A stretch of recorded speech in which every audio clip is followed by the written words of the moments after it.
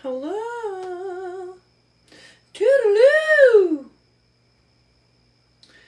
Hi. Hey, everybody. What's up? How are we doing? I'm just cropping something real quick, and I'm gonna turn the camera around. Sorry, my light sucks. Hi, guys. Hello, friends. How we doing, friends? How we doing, friends? Are we ready for our book club meeting? Hold on. Are we ready for our book club meeting? Are we ready? I'm ready. I'm ready. We're not going to do the whole shebang tonight, all right? We're going to talk about a couple of chapters. We ready? I got it right here. Got it right here. And it... Oh, wait. Got it right here. Yes, it was paid for. Not by me. But...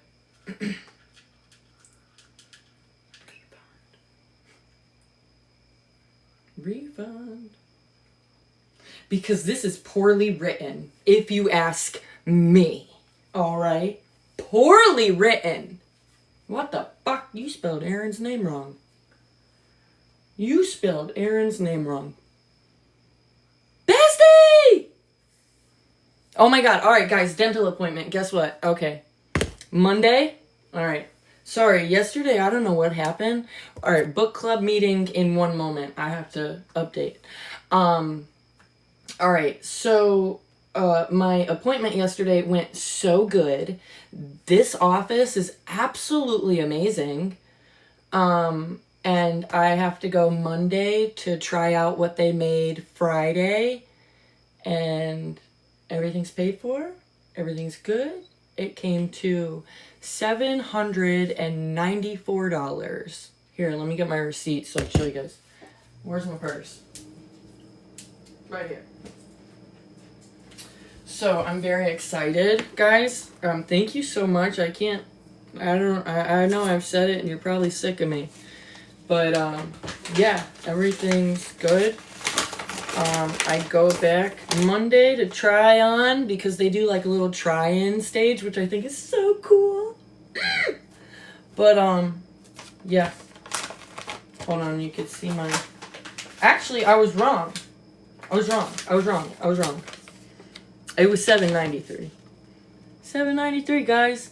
You gave me my smile back, and I am forever grateful. Y'all didn't have to do that for me, but you did, and thank you. Thank you so much. I don't want to cry, alright? We're not gonna cry. No ugly crying. And my kids aren't here, so yeah. Lucy's sleeping, so she's in my room. But she can't really hear, so we'll be good. So, are you guys ready for some laughs? Hey, everybody! She spelled Aaron's name wrong. Oh, affordable dentures and implants. And I'm telling you, these people are freaking amazing. Did someone just tell me to shut up? You don't have to be here. This is book club. Oh my god! Thank you. Don't do that. It went amazing, Waffles. Everything is good. I'm all paid up. And I go Monday to try on what they made. So, I'm so very happy. Zero balance, guys. Thank you. Aspen is what kind of screwed me over.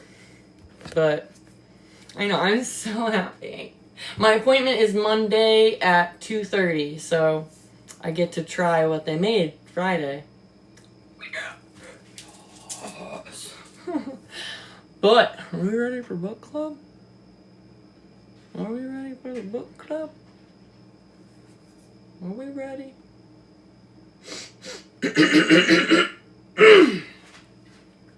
Now, I am going to flip the camera. Alright, wait, let me get the cover. I don't think I screenshotted that. Anyways, oh, yeah, here it is. This is when you open the book. Ooh, too bright. Hold on. Too bright. Too bright. Let me bring it around town. When you open the book, look at that. Raised by love. Broken by bullies. A mother's tale. We could make this like a Shakespeare fucking play, guys. You know? Look at the fancy. It's fucking fancy, Gabby. By Gabrielle Jacobson. It is a mother's battle, guys. No, I didn't buy it. No. Nope. Nope. Not me. Nope. But I do have amazing people who love to share great literature with me, and it's totally legal because they bought it. And they can share it because now they own that copy because they bought it. Silly goose. Right. Silly goose. Book club is in session, Gabberdoodle. You ready? Alright. Dedication page. Look at this. Look at this. Maybe I'll put it on dual. You got the whole book. I fucking love you. Aww. I'm late to the party, guys. No, yeah, I'm not gonna read word for word. No. But it's alright. I'm not sharing the whole book. She can't. There's like little loopholes around your little stuffers. Alright, Gabberdoodle? Ready? Yeah, that's what can I show it? Can I do that, guys? Dirty laundry. I just got... You can absolutely read it. Right. I could show it. I wouldn't show it just in case. Alright, I'll hold it in my hand then. Alright, ready, guys? Dedication page. Ready? Look at it. Look at that. If you want to look at it, look at it. You see it? Would you just look at it? Alright. To my son Cameron, good choice. I'm glad you dedicated it to your son. Why couldn't you read hers? I know. She can't control it after it's... After someone buys it, you can't control it. To my son, Cameron. I'm so deeply sorry for all the times life has felt unfair. For all the battles we never asked for, but had to face. Every word in this book... Haha, see that? I skipped a line. I skipped a couple. Got him! Alright. Every word... I'm gonna stop fucking around. Every word in this book, every tear shed, and every step forward has been for you. You. This is amazing. God, ChatGPT really fucking knocked it out of the park. You're my reason. My little light bulb.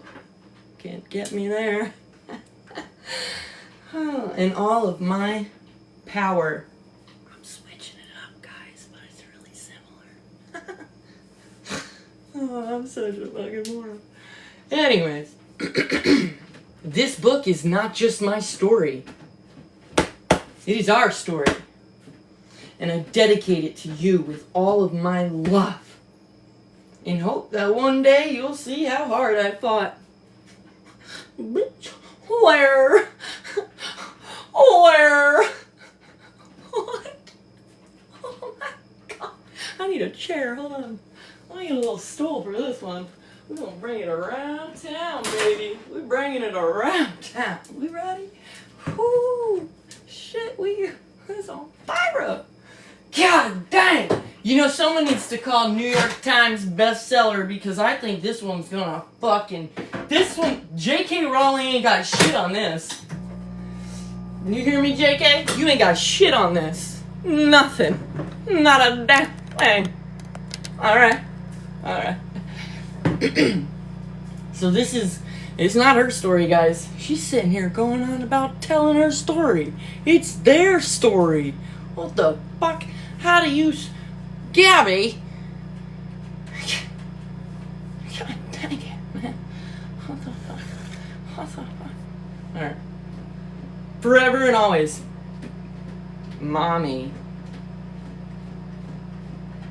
Wait, did I miss love in there or something? You ain't got a love? You didn't say love you? Please tell me I'm lying. You didn't say I love you? Not even I love you, son. Not even... She didn't! The fuck? Look at that! There's no love you.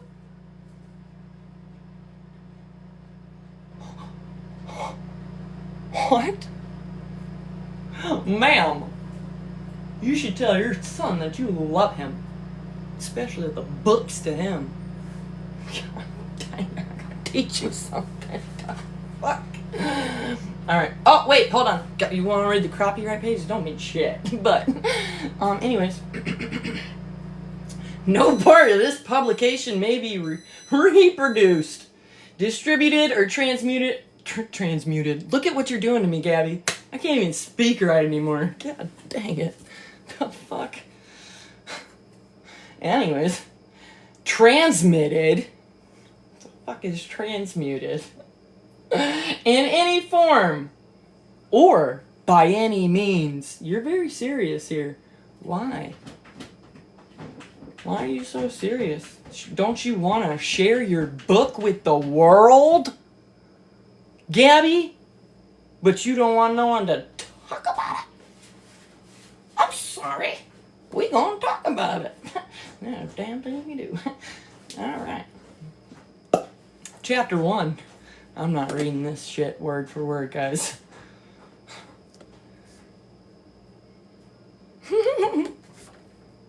My sister and I were born June 2nd, 1990. Referred to us as mirror twins. I don't see it. Do you? No. Wait. You lied to us. You told us you were like Mary, Kate, and Ashley. The fuck? You lied. There's another one. Chuck that on. Our biological parents were 16 years old. Unprepared to raise a child. Much less two. That's a lot. At once. You know? Right. Silly. Silly. Oh, alright. The moment they were born, they were in survival mode. They were surviving. We were very sick with seizures starting shortly after birth. What kind of seizure medication were y'all on? If you don't mind me asking. I got a long track record of seizure medication. Hold on, guys, getting my teeth. I got a long track record of seizure medications. Can you name me a couple? Maybe? I'd name you like 6, 7. Depakote. Ah! My parents wouldn't let them put me on that when I was younger. My mom was on that, and she was like this all the time. Sorry. Kepra! Oh! Ella, that's the one I was telling you about that I was just on. They took me off of it when I got pregnant with Lily. So that was a long time ago. Yeah, that was like 8 years ago. So I ain't been on medication for like 8 years. I ain't had a seizure in like 4. Woo! Okay. Okay. They were on Neosporin. Tegretol. That stuff, my body couldn't metabolize or whatever. And it built up. And I tried to get out of bed one day, and you can ask my mama and my daddy. I fucking fell face down. I lost the use of my legs because of Tegretol. That was bad. All right. My grandparents were told. Thank you, guy. Thank you. My grandparents were. My grandparents were told the doctors weren't very optimistic, and were approaching our biological mother about her options. Guys, this is like poorly put together, and it's very confusing. And it jumps around. Like, talk about ADHD in a book. Holy shit, it's all over the place. They warned her that if we did survive, we would struggle health-wise our entire lives. This is where my grandparents stepped in. They were the ones who never gave up hope. They told our biological mother they believed we would be just fine. Wait. I'm sorry. Huh? Wait, you said you was going to... Hello, welcome into book club. Tonight, we're talking about a diary. Dear Diary. So, she took out the kidnapping stuff. Yeah, that's not in here. Our biological father was arrested and would spend much of his life in and out of prison, struggling with addiction. And our biological mother was just too young to handle 2 sick children. The doctors diagnosed us with failure to thrive and didn't agree with the decisions our biological mother was making. This is when CYS got involved and the grandparents decided to step in for the, I guess, second time in this first chapter. Yeah. Okay. Just making sure. Yeah, they stepped in twice so far. Because of DCFS got involved because of the referral to foster care. They could have returned us to our mom, but realized our medical needs were far too great for her because she was a young mother, you know. They could have placed us in the system, but our grandparents were capable, and they were willing to step in for the third time. Gabby's Memoir, thank you so much. This is you, by the way. This is you. Actually, it's you and Cameron, because it's our book now. It's our story now. Yeah. My grandparents had been together since they were 18 years old. They became young parents themselves at the same age. 5 biological children. We made 7 children. Good math. You did good. Nice job. Despite all of the challenges, they raised us with incredible strength, love, and patience. I'm gonna disagree. My grandmother is the most amazing, soft-spoken woman I know. Right. Okay. Oh boy, this is hysterical. She has a kind heart, and she taught me how to love unconditionally. I mean,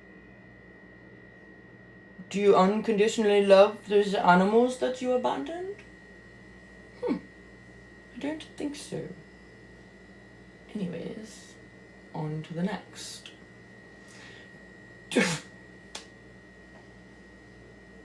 My grandfather was the one who taught me how to function in the real world.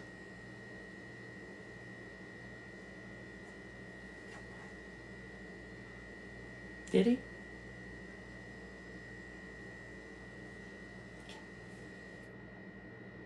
He taught me how to change a tire. Rock on. Real world. And to change the oil in a car.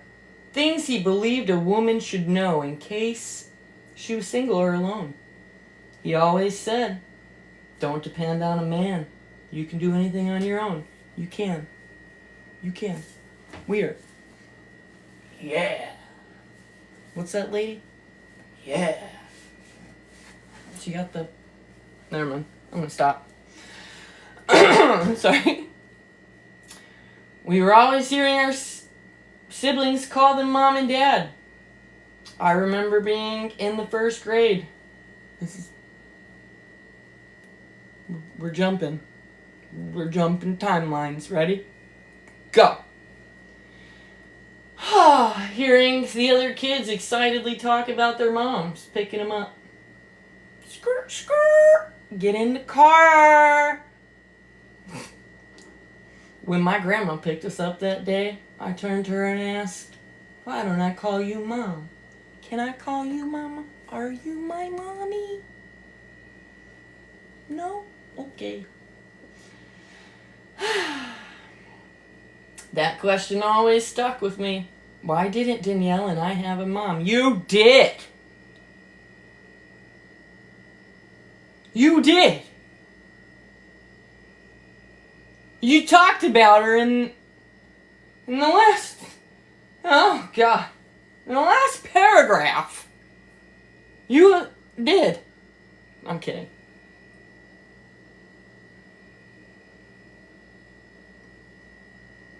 I love you. I love you. Yeah, this was bought. This was purchased. This was a purchased copy of your diary. How to lose brain cells in 10 minutes. Anyways. Wow. Alright. Wait, did I fuck it up? No, I didn't. Why were we being raised by our grandparents? At one point, we started to visit our biological father in jail. I remember seeing him there, wearing an orange jumpsuit.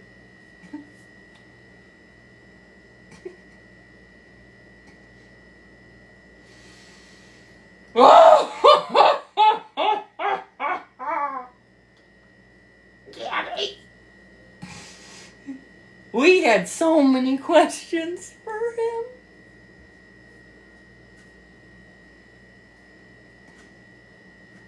What are you in for? Sorry. Anyways. Compose yourself, Whitney. I'm sorry. Alright. The answers we got were always different. Nothing was ever consistent. No matter how many stories we heard, the truth felt like a... I know where you get it from now.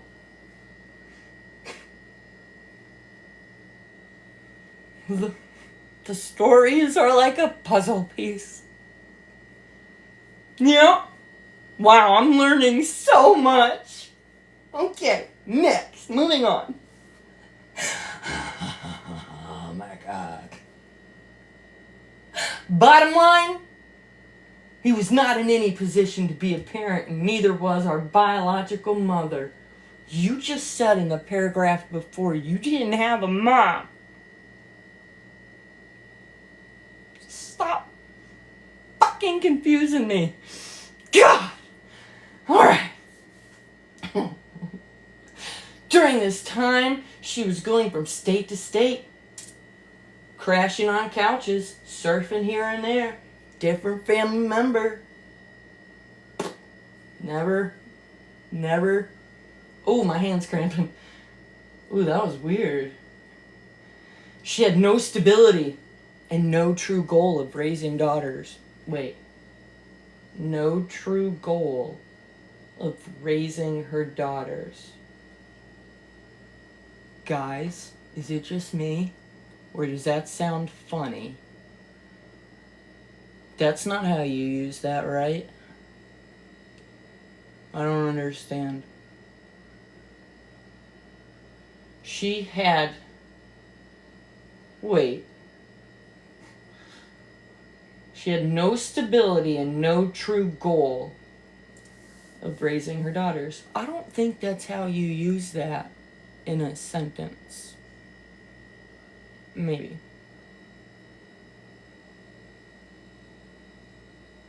Okay. Having the information about our biological parents that we now had, we decided going forward we would call our grandparents Mommy and Daddy. They were raising us. You know, we were theirs. You were. Uh-huh. They were doing everything a parent was doing, you know. I felt like I no longer needed to search for answers about why we were with our grandparents. I just knew it felt like home. And this was my family. And they were my parents.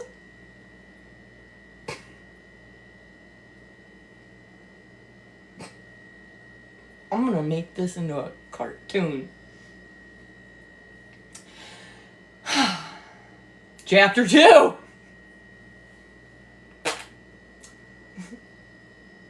We're jumping. Alright. School was another struggle for my sister and I. Learning and comprehension wasn't easy, we know. We know. It's okay. It's okay. Oh, wait. Why are the chapters... Wait.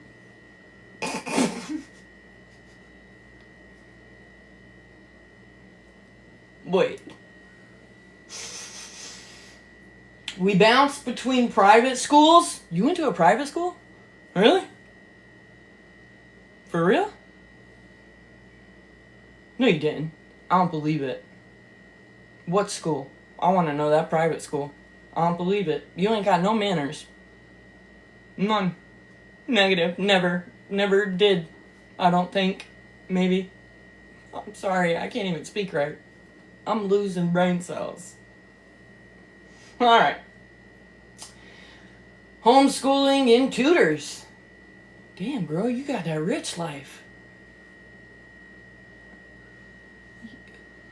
You got that rich life? Private school? Tutors? Bitch, we live in a project. You got that rich life. Okay. Hi. Get it. If you only did. You know? My mom tried to teach us, but she would get very overwhelmed. I would too. For sure. You bet your bottom dollar you had been telling me, pipe her down. You know? Chest pains. Thankfully, Tina. That's your aunt, right? Tina. Alright. Tina! Does she know she's in the book? Is she okay with that? You better check. Check, check, check. Your sister's not happy. Someone's getting sued. I didn't say it, your sister did. Tina, technically our aunt, but raised as our sister. Duh. Was our teacher. And she stepped in to help. How old is she? Just wondering. We spent a while working with Tina, but eventually Tina admitted that teaching us was extremely difficult. Why? What'd you do? What'd you do? Were you a bad student? Were you a bad kid? Makes sense. She recommended to our mom that we be evaluated for learning disabilities and that we potentially needed medication. Your sister? Your sister gave that superb medical advice? Okay. Gotcha. 10-4. Mom took us to see doctors, and they decided to prescribe us medication. Wow. The medication did not go well. Guys. What the fuck? It was causing bad thoughts. Very bad thoughts. That's not funny. Mom tried placing us back in school and have people come in to help us. Despite her efforts, school was still a challenge. Not only were we struggling with learning, but also with bullies. So you were like 9 in 4th grade? It was that bad? You were being bullied that bad? What happened? What'd they do? You should speak about what they did. Just saying. You should have put that in your book. What type of bullying did you... I'm just curious. What was so bad that you left school? Just wondering. Okay. Next. I remember in 4th grade a student asked me if I had an extra chromosome. I don't believe that. My son is in the 4th grade right now. You were asked by a 4th grader if you had an extra chromosome. Okay. I wasn't sure what she meant by that, but I know it hurt.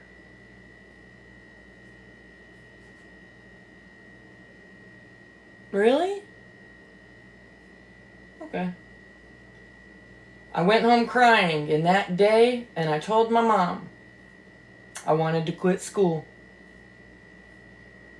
So that's the bullying that made you want to quit school? Just that? The decision was made to homeschool permanently at this point.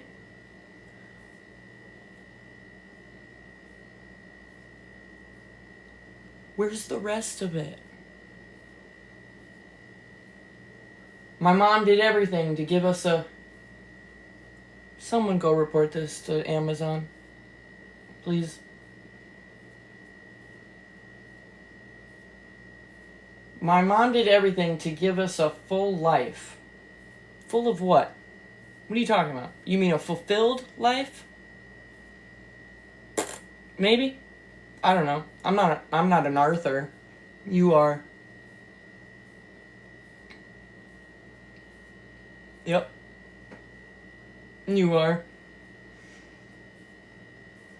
You're the Arthur, not me. She found CYT, a local theater group, and signed us up. Gabby, this is all over the place, honey. You had an editor. You paid someone? I can't even read it. Honestly. I'm struggling. You paid someone to fix this for you, and they did this? Well, how much did you pay them? Get it back. She hasn't paid them yet. Don't. Take it down. With love, I'm telling you. I'm not telling you. Take it down. Alright? Take it down. Take it the fuck down. Fuck. Okay. Back to the singing and the dancing and the performing. This became one of the best times of my life. 5th grade? Right there? That is that part right there. Alright.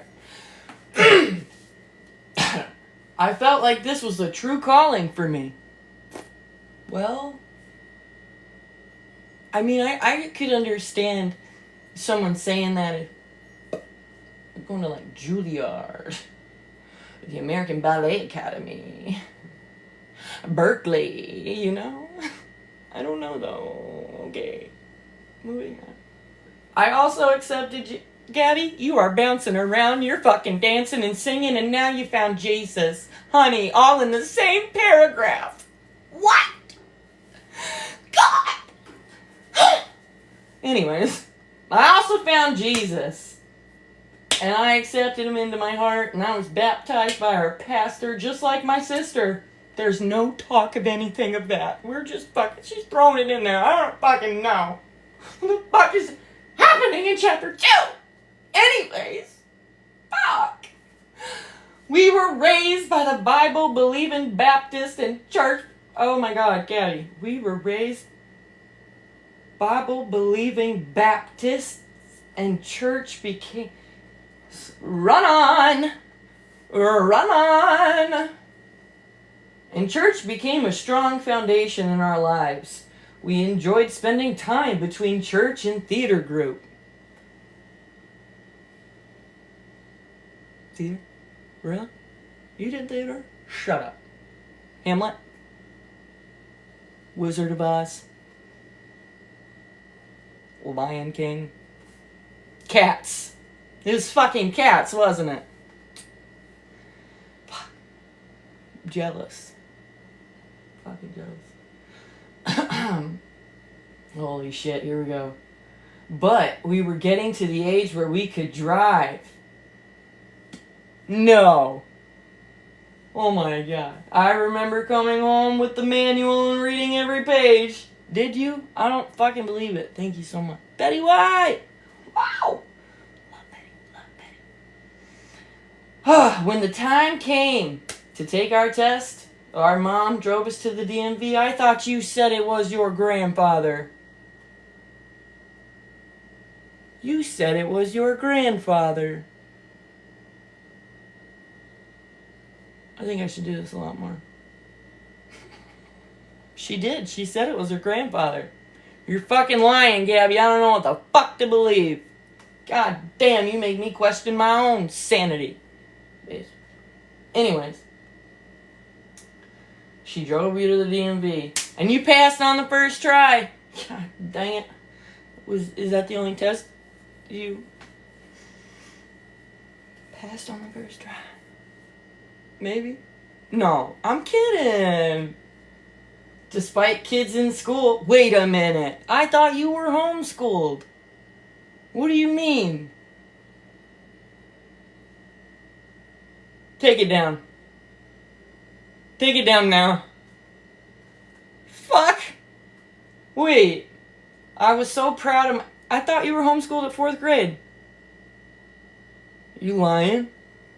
Why are you fucking lying? Why are you fucking lying? Despite kids in school telling me I wouldn't make it far in life, I fucking highly doubt a 9-year-old told you you ain't gonna make it in life. Stop it. My son probably don't even know what the fuck that phrase means. But you mean to tell me they told you at 4th grade you wasn't gonna make it? Shut the I'm gonna smash this zucchini over my fucking skull tonight. Oh my God. Bitch, stop. I'm glad, actually, you know what? I'm glad you did this. I needed to fucking laugh. Shit, here we go, jump into another. I had done it. You done did it. You done did it alright, Gabber. I passed this test. I proved I could succeed. Here's some driver's test. Bitch, you parallel parked. You didn't take the bar. Like, what the fuck? Better yet, you didn't take the SAT. Come on. Oh, thank you. Oh, dear Lord. After struggling with learning the rest of my school days, I finally went at 19 to get tested for ADHD. You know what? If I made this a movie, I'm making it a movie. I'm gonna make it a movie. Don't worry. Don't worry. We'll change shit. We ain't making it a movie, Gabby. I'm lying. Never. I was diagnosed with a severe form. Oh. And I was placed on medication. I remember crying to my family after this diagnosis. If I have kids, will I pass it down to them? Will they struggle too?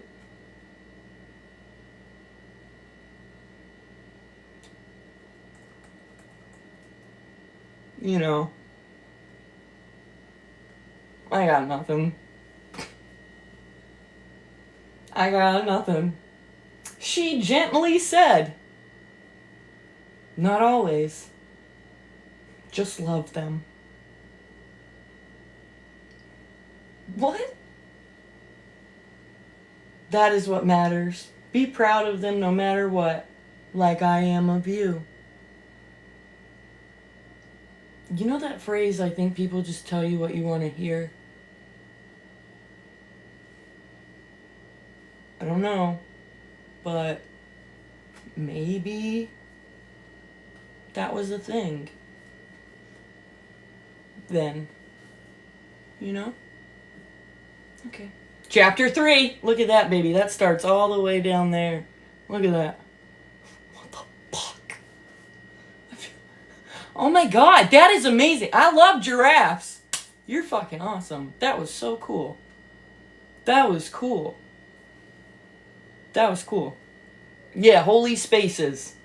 You ain't seen nothing yet. Okay. Okay. Chapter 3. Alright, we're really going around, guys. Alright.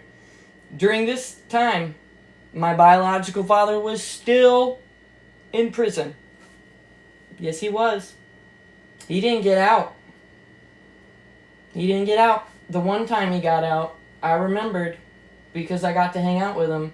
And he let me dress him up with makeup. And I was trying to get to know him. It didn't last long. He ended up back in jail. Yep. He had given me a box filled with hundreds of letters that he had written from jail.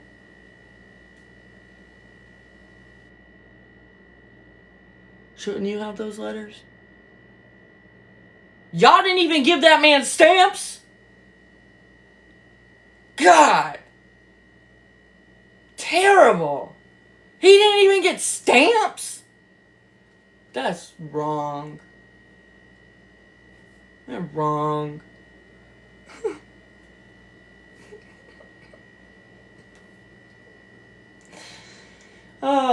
In every letter, he poured out his heart.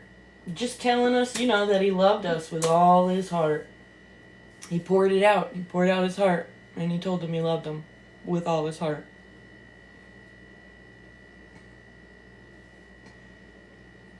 It didn't keep him from going back to jail. No. Because, Gabby, you want to know why? When you break the law, you go to jail. It happens. I mean, hey. You live and learn, you know. I have always saved those letters. Do you still have them? That would be cool if you did. Do you?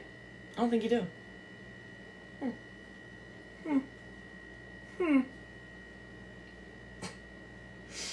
I have always saved those letters so I could always go back and maybe try and make more sense of this. Of what? What are you trying to make sense of? Did something happen in between that sentence there?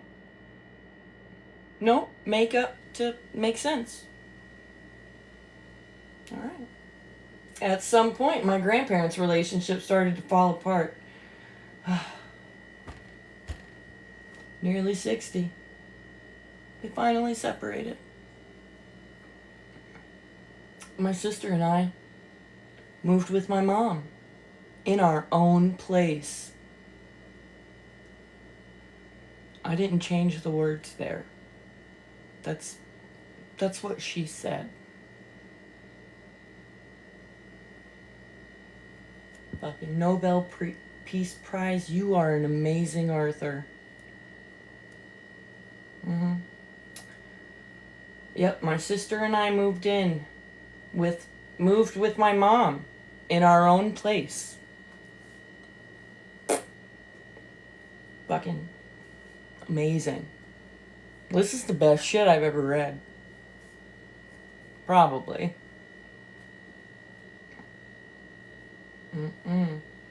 After a few months, my mom met a man named Bobby. Hey, how's it going, Bob? Hey, Bob. How's it going, Bob? You're in the book, Bob. Alright. He lived in Florida. Good. Good. My sister and I were 22 at this time. Wait.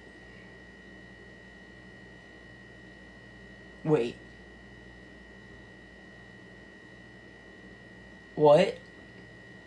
You need little footnotes. Put it in layman's terms for me, because I don't really fucking get it. I'm genuinely confused. I mean this with all the love in the world. Okay? We're skipping a lot of years here. I don't know what the fuck happened. From your driver's license. No, you can't do that. It gets... No. I'll take my kids out of school. Nope. You ain't putting it there. Ha! Alright. After Bobby, they met Florida. They were 22. We wanted our independence, but Mom wasn't quite ready to let us go. She did end up deciding to move to Florida to live with Bobby, which left my sister and I... we had to figure shit out all by ourselves. How old were you? 22? You said? Okay. Figure it the fuck out. Yeah.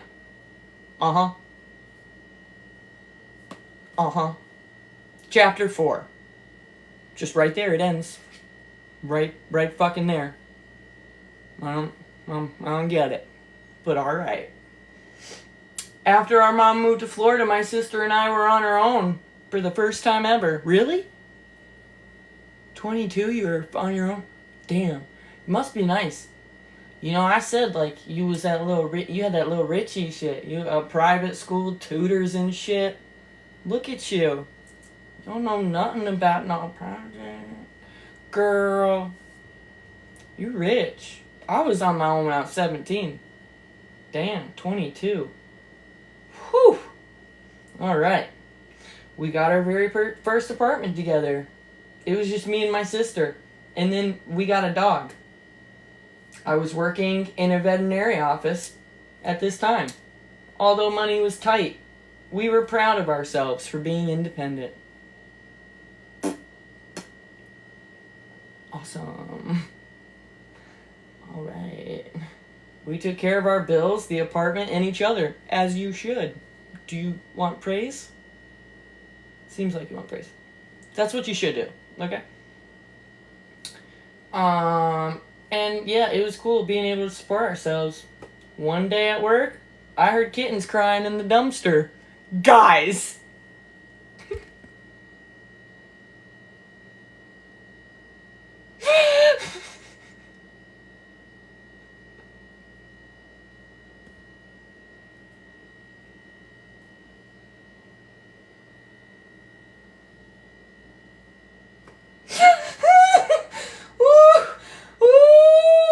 A co-worker, and I searched for their mother. I bet you did. This is... I can't believe Amazon would put this up. I wonder, do they read or look at things, guys? Because this is... Okay. Alright. Yeah. But she was nowhere to be found. The mommy cat was nowhere to be found. We're on cats now. It happened so fast, I don't know where we went. We're jumping fucking timelines. This shit's... we're in another dimension now. I don't fucking get it. Alright? Okay. I decided to take 2 kittens home with me. One for me, one for my sister. My sister's kitten was Dolce. Mine was Gabbana.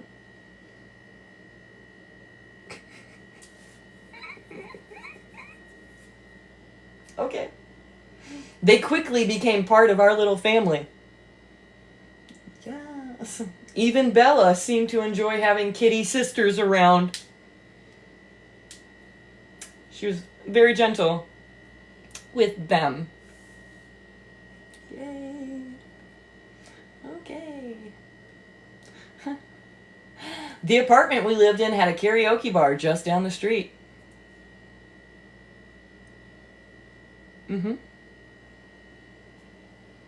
Always. She's always got to make it her own, you know? Excuse me, I need some water.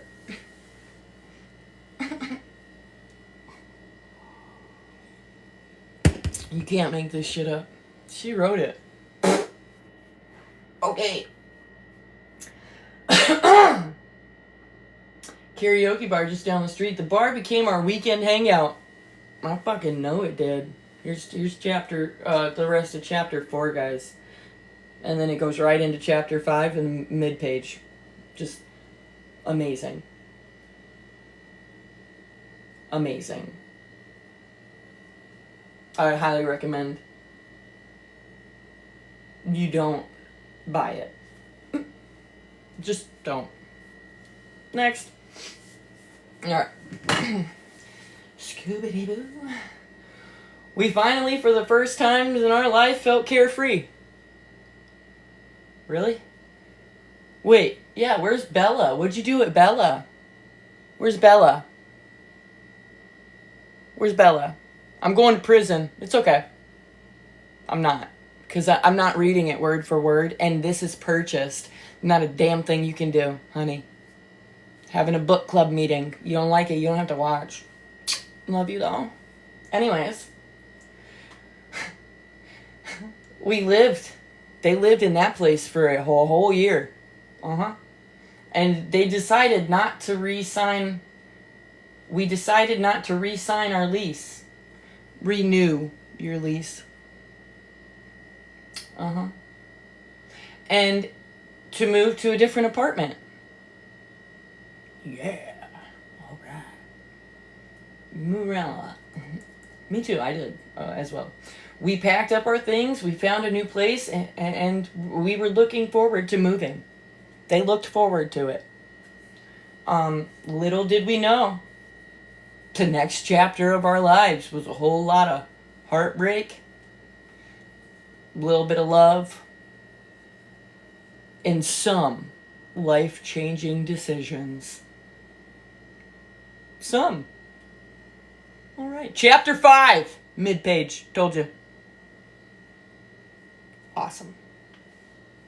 After settling into our new apartment, I started... Where's the... Never mind. I'll just keep going.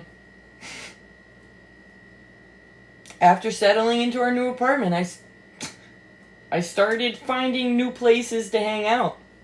As you would. Yeah, it's been bought. I am allowed to talk about it. It has been purchased. Do I have to tell you who purchased it? Nope. Anyways. She met a guy named Jesse on Plenty of Fish. Plenty of Fish. So, that's in there. She wanted to see him. Any free time I had. Wait, I wanted to see him any free time I had. From the beginning, though, something felt off. Did it? What was it? Was he weird? Is he a weirdo? Did he do something weird? What did he do? Does Jesse know he's in the book? Yeah. Does Jesse know? Does he know? Alright, let's see if he knows. From the beginning, though, something felt off. He was slightly distant.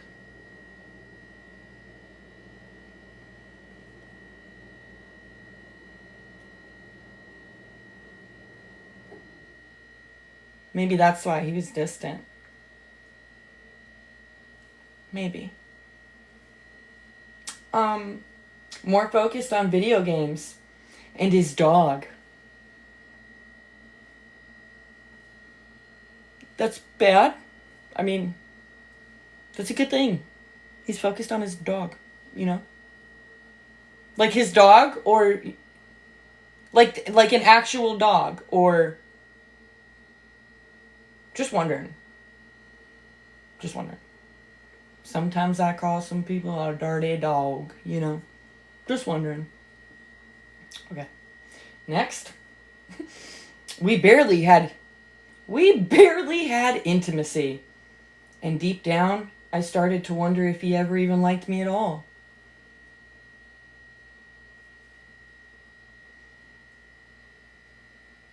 Maybe. Maybe not. Why don't you ask Jesse? Is he real? Who's Jesse? Is he from Illinois or Florida? Alright, I'll leave it alone. God bless you, Jesse. No, but really, does he know he's in the book? You better look up Jesse on Plenty of Fish.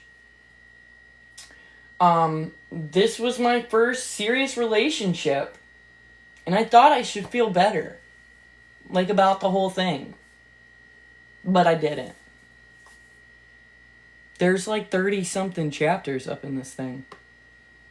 I'm not going to be able to do them all tonight, but we could totally have round 2 for the last half of the book tomorrow. You'd make it a fun fucking weekend, you know? Alright. Oh, wait. During this time, there's a lot of during this time in here. You like that phrase, don't you? Don't you?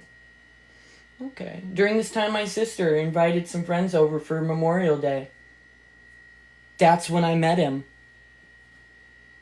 Aaron. Beanhead. He had this energy about him. Did he?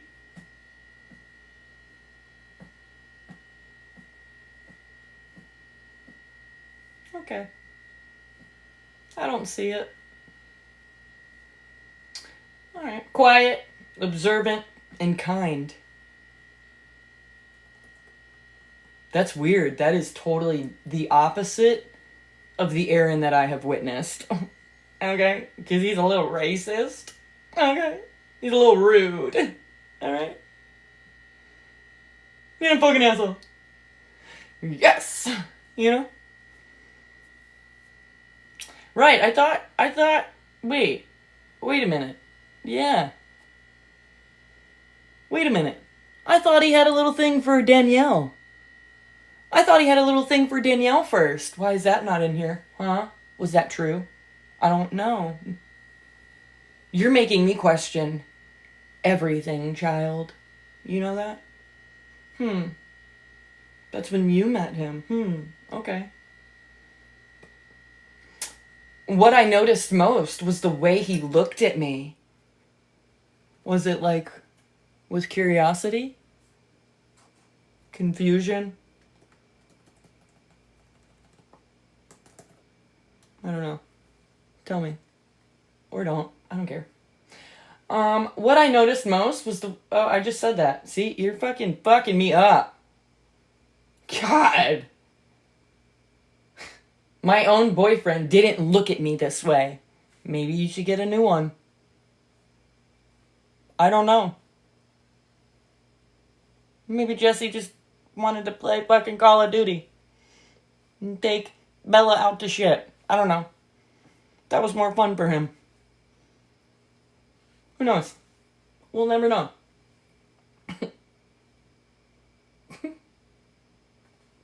He couldn't take his eyes off me. And I felt it. It just wasn't attraction, but also a curiosity. Wow. riveting. Wow. I'm gonna throw up. It was like he didn't just want to look at me, but he wanted to get to know me. And I wanted to know him. You're right. You should turn this into a rom-com. Yep. I was still dating Jesse, you two-timing hoe. You two-timing hoe. You were still dating Jesse, and you're all up in Aaron's bullshit, dealing with his macaronis. Fuck. What the fuck? You two-timer. I've been talking so much, my fucking tea is now cold. Thanks, Gab. Making me read this shit. Making me read it. Alright. For my birthday, he took me to Six Flags. He took you to Six Flags and you cheated on him? You should be ashamed of yourself. Fucking. I was not having a good time at all. Why? Six Flags is fucking amazing. You are a fun sucker. You suck the fun out of everything. Suck it. Ungrateful. He took you to Six Flags. And that's how you treat him? You should be ashamed of yourself. Anyways. I just wanted to go home. I was also distracted because Aaron was texting me the entire day. That's what it says. Ooh. Ooh. Once a cheater, always a cheater. Aaron, watch yourself. Watch yourself, Aaron. She cheated on Jesse. You cheated on your girlfriend, too. Never mind. Oh, look at that. Birds of a feather flock together, baby. Yeah. Ooh, that's a hot cup. Hot cup. Hot cup. All right. All right. He asked me if I wanted him to pick me up. You was about to leave, bro, at Six Flags? Wow. You should send Jesse a copy of this. Send it. I bet you won't. Autograph that shit for him. Bet you won't. I said no, but part of me that was unhappy wanted to say yes. I bet it did. I felt like Aaron was giving me more attention than Jesse. You're one of them. You're one of them. Makes sense. I honestly don't expect anything more. So, where are you? Where the fuck did you go? Oh, wait. I felt like Aaron was giving me more attention than Jesse, and it was Jesse that I was with at the park. Looking back, I should have said yes. You only live once.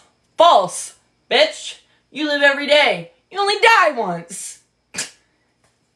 Some Arthur you are. Fuck. Every fucking day you live. Get it? Right. Dwight Schrute said that. Alright. When I got home that night, I made a terrible decision.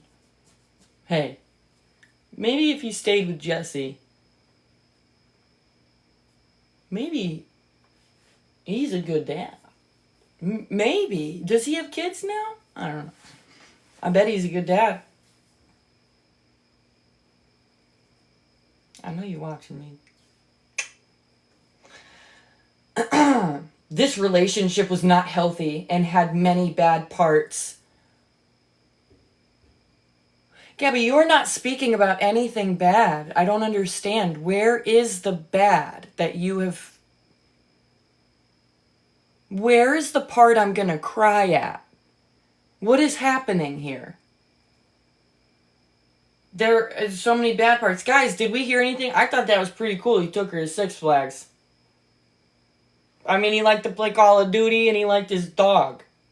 But at least he wouldn't cheat on you. Oh! Oh! Yeah. Uh-huh. Alright, here we go. I was so down in my feelings, were you? I don't think you were. You two-timer. You was texting Aaron all day. You was happy than a pig in shit. You was happy to get rid of Jesse. Don't fucking lie. Don't fucking lie.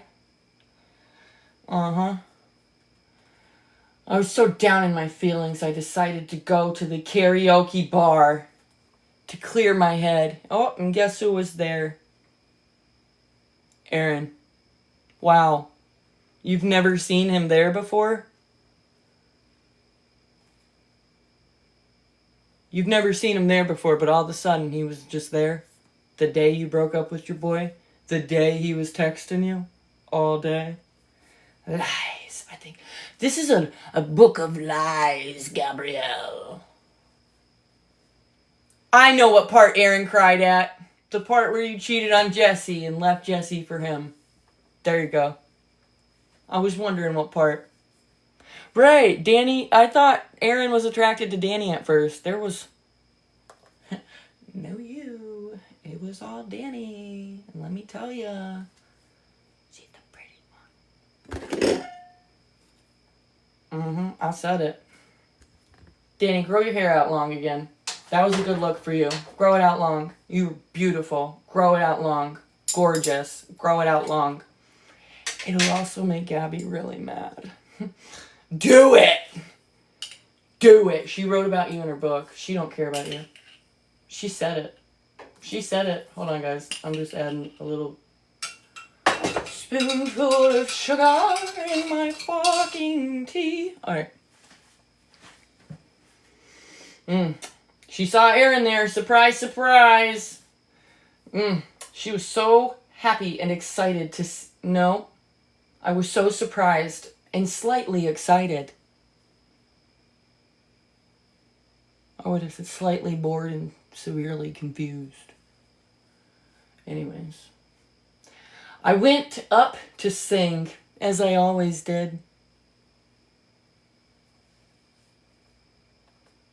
Yep. She sang her little heart out. Oh, sorry, hold on. I sang my little heart out. I have got to get that girl, is what Aaron said to his friend. She has the voice of an angel.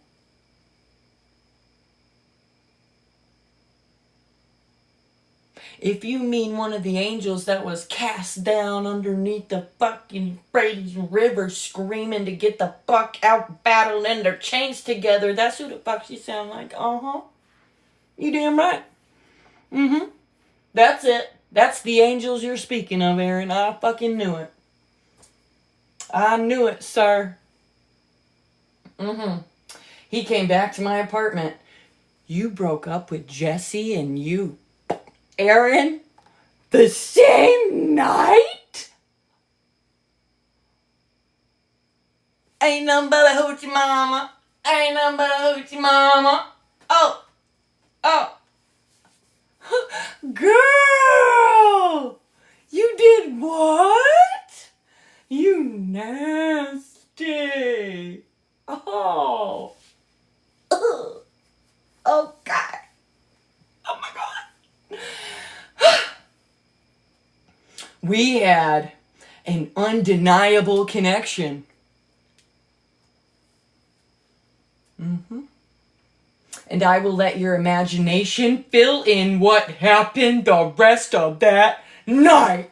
You want this in a fucking school? Big Banks, I love you. You want this shit in a school?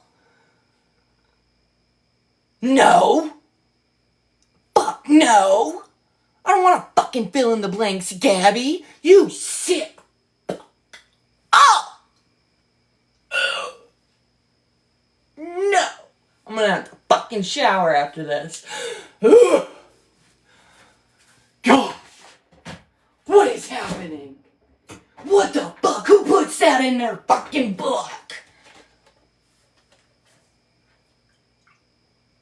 No! Fill in the blanks. I don't fucking wanna. Why would you do that to people? You nasty. I'm sorry.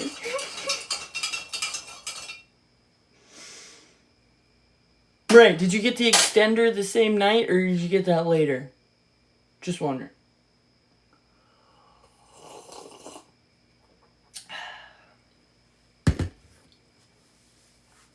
I love you.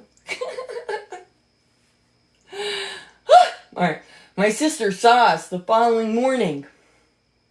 Here it goes. Here it goes. Here it goes.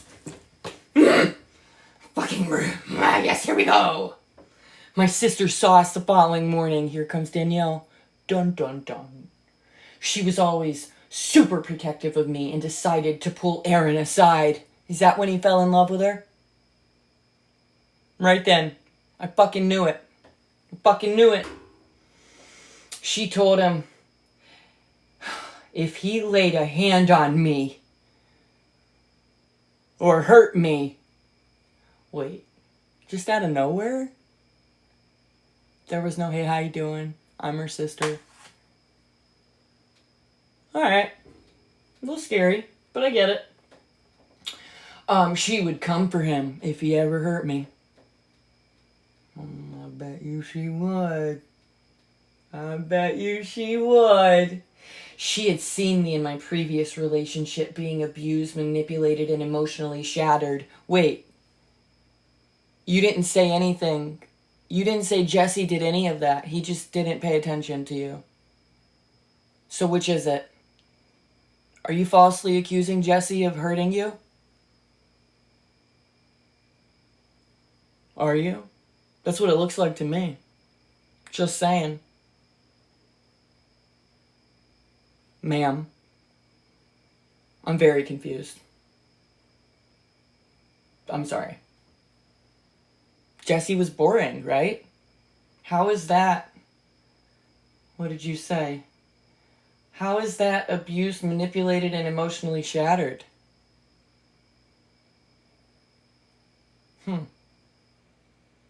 Yeah, I think I need to find out who Jesse is. Jesse, come forward.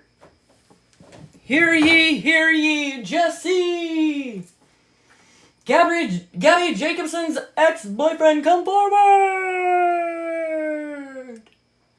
We have questions! I'll buy you a coffee. Anyways. Alright, so I'm confused right there. She wasn't going to let that happen again. We have no idea what you're talking about because you didn't tell us what you were talking about. What happened? We're fucking confused. Why would you do that? You're supposed to, like, not confuse us. You know? I bet he is. He's very happy. You just finished reading it, is it? Aaron said I will never hurt her. But you hurt him. You took a chunk out of him. Remember? With your teeth.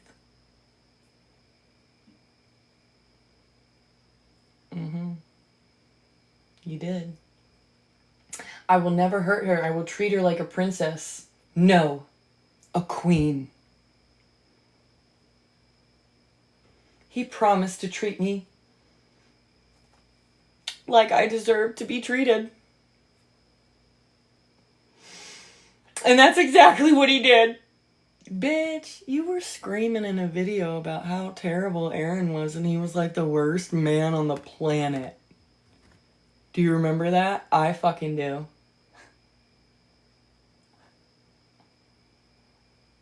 You a liar.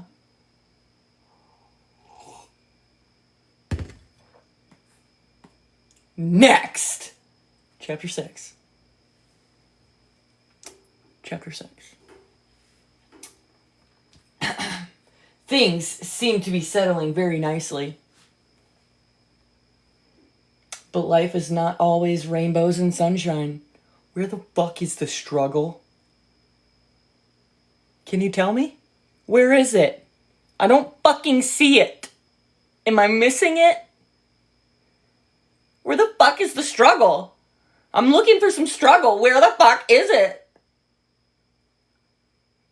God.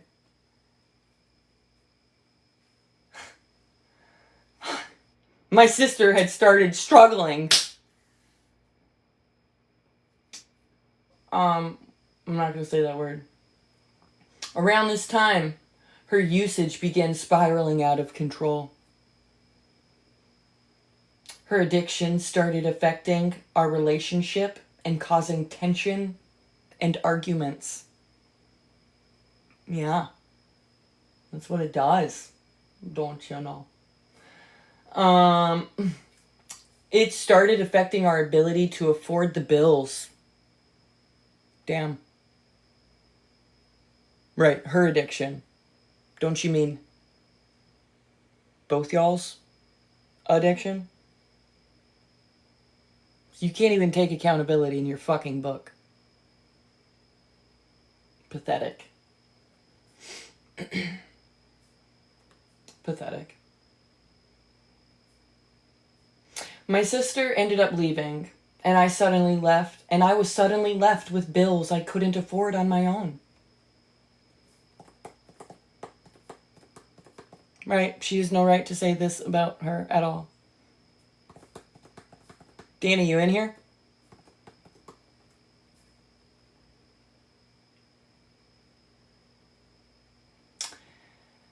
I suddenly was left with bills I couldn't afford on my own, and I didn't know what to do. My mom was in Florida, and I had just started dating Aaron.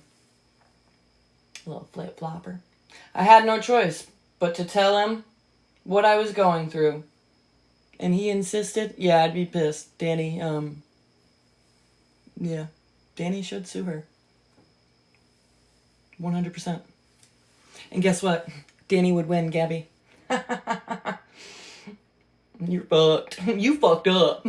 You fucked up. You didn't do research. You didn't fucking read laws. You didn't fucking look into anything. You just thought you could write and that would be okay. Girl, you done fucked up.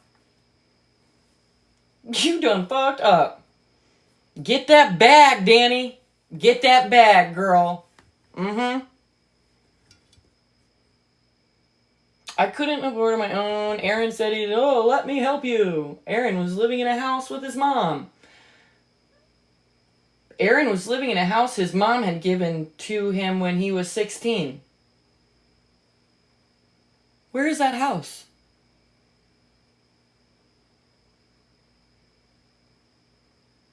Where is that house? Wait.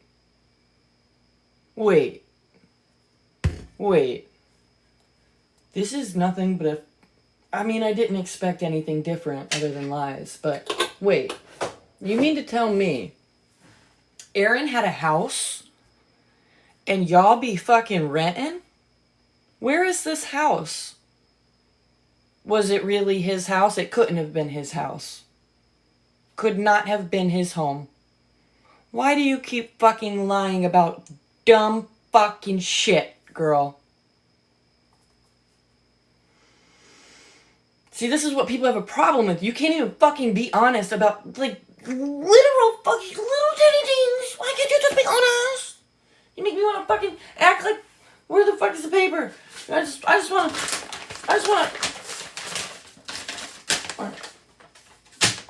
look. A goose.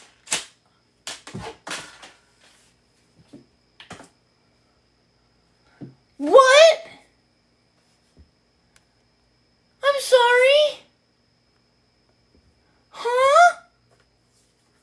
Bitch. Anyways. Why the fuck? Homeowner at 16? Where's that home? Mom probably kicked her out. Alright. When I told him my situation, he didn't hesitate and said, "Pack your things and come live with me." And that is what I ended up doing. Leaving my apartment caused an unpaid eviction to be on my record, but I had no regrets. No regrets. I was able to keep my little family together.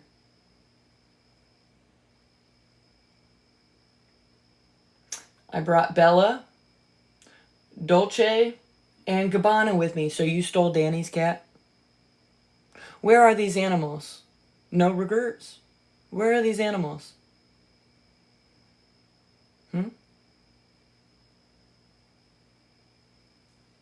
Where are these animals? That's what I want to know. No regrets. Fuck. I was starting to feel some peace about my life. I had my animals. I had my Aaron. But I always worried about my sister. Oh my God. Here it goes. I'm traumatized here, right? Same. I'm fucking have to cleanse myself tonight. I dip my ass in a fucking vat of fucking holy water. Dude, Gabby. See, I don't even know. I don't even want to read it. I feel bad. That's how you know. I don't care for the twins, but I feel bad right now. After some time, my sister finally decided to get the help she needed. She'd almost died from her addiction. But thankfully, she pulled through. She went to rehab. And when she completed rehab, she had nowhere to go. You know what? Good for you, D. Yeah, absolutely. But, I'm not... Sorry, guys. Danny said she never went to rehab. Okay, well then... You know what? I don't even know if it's true. I'm gonna fucking read it. I felt bad before. We don't even know it's true, guys. So, Erin agreed to let her stay with us while she got back on her feet. Things were going so well, and I felt the pieces were falling into place. Gabby. At the beginning of the chapter, you said everything was going well, and then you said all this stuff, and now everything's going well. Honey, come on. No! You make it too easy, okay? Too fucking easy. One night, Erin and I got into a fight. Oh, here we go. Everything was falling into place, and now, next paragraph, not even the next chapter, the beginning of the next paragraph. One night, Erin and I got into a fight. He told me he didn't want a future. We weren't going to get married. Due to my past, I had serious abandonment fears. Listen. Hearing him say this caused me to snap. Something broke. Red. I lost control, and I took my pain out on him. He called the police. I was arrested. I spent 24 hours in a cell. I was cold, humiliated, and ashamed. You? You were humiliated and ashamed. Her pain from what, though? Yeah, Erin telling her he didn't want a future. That's where the pain came from. So it seems to me that, like, you just don't like rejection. Not only from men, from family, from people on TikTok. That's what it is. Rejection.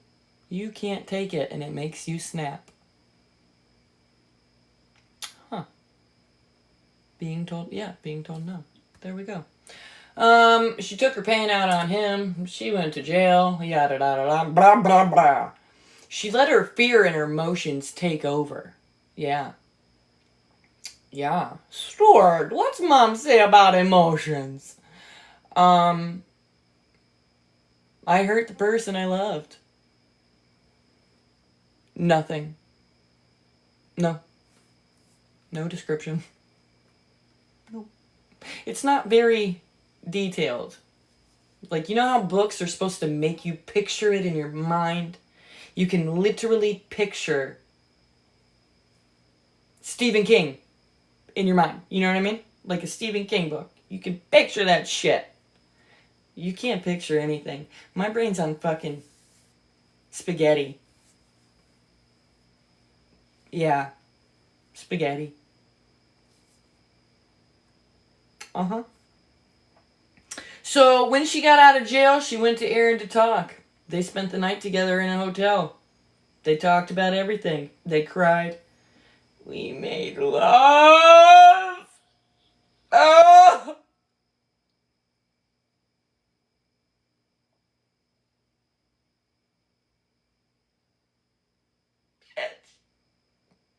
Not once. But twice you mentioned it.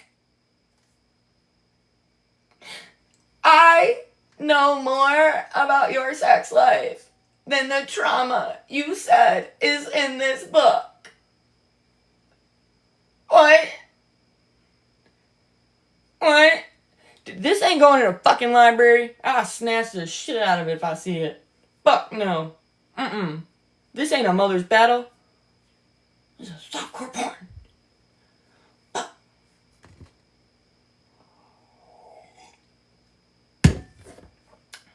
No fucking school either. You making me fucking... I can't do it. Oh, wait. It gets better.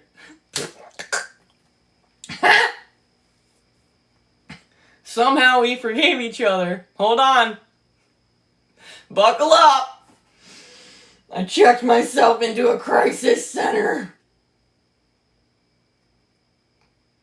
I thought everything was good.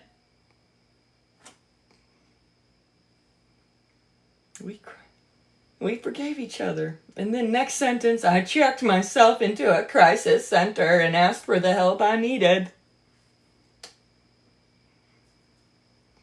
Child! Hey! Right! I don't know what's happening. Fuck. Things needed to change. I thought everything was fucking good. Where are we? Where are we, Gabby? You mean to tell me someone paid for this?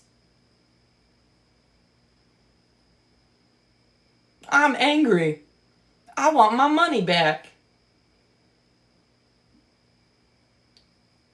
It ain't even my money. I want it back. Fucking now. I'm writing fucking Amazon after I get off here, y'all. This is bullshit. This is fucking... You're right. Get me this so I can take it camping and wipe my ass with it. I need some toilet paper. Alright. Her emotions were out of whack.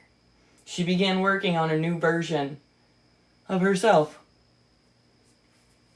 You did?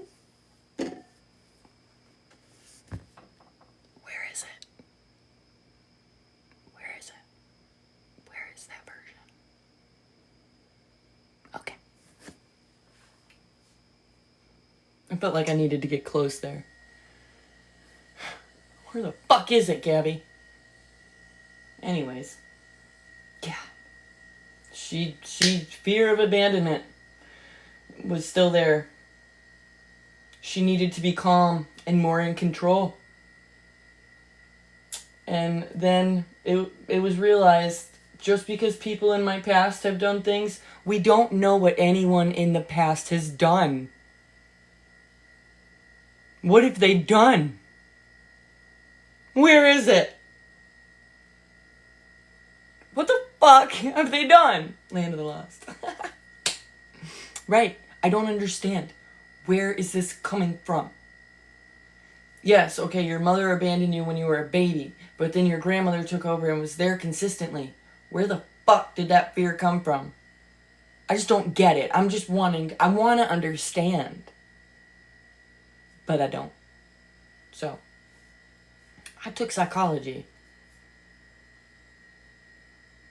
I took a psychology course. And I don't fucking get it, Gabby. You making my eyes pop out of my fucking skull. No one's ever done that before. Congratulations. Anyways. I don't know where all this fear of abandonment's coming from, but alright. I could take out my pain and frustration on those who loved me. Where is all of this coming from? You said we would know things. I'm fucking more lost than I was before. You're not saying anything other than the bullshit you spewed already. Except you lied on your sister. She said she never went to rehab.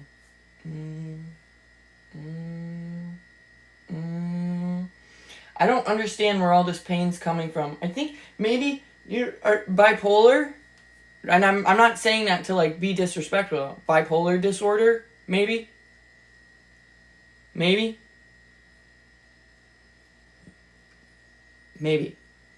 I don't know. I'm not a doctor.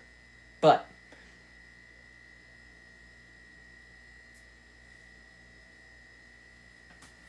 I know a thing or two.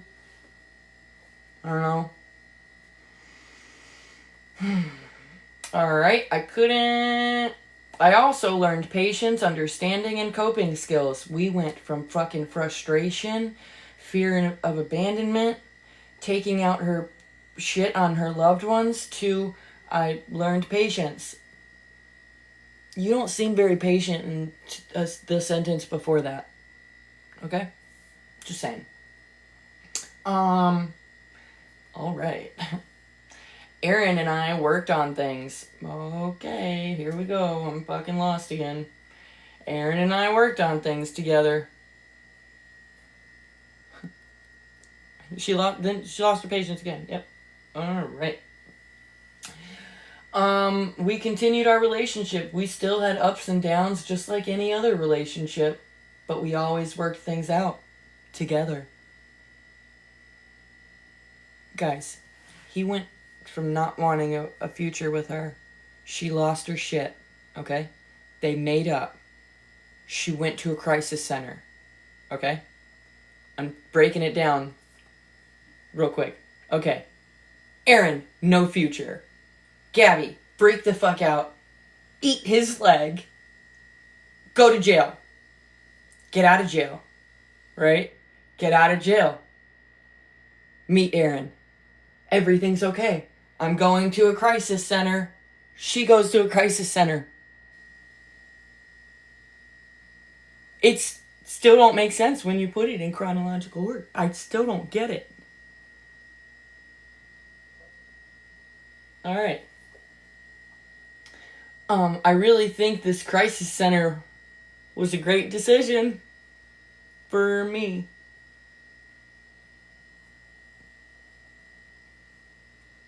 Yeah. It's very, very.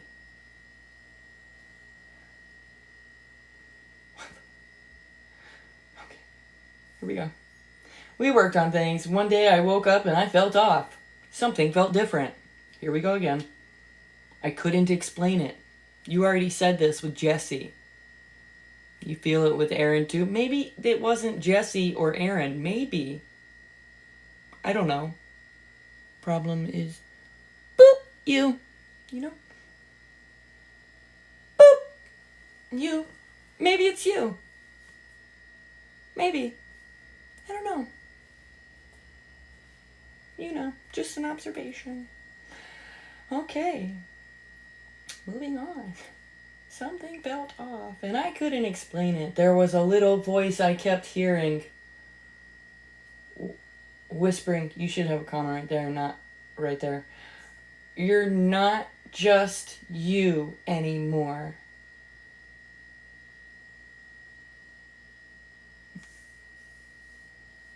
That's what the voice told you?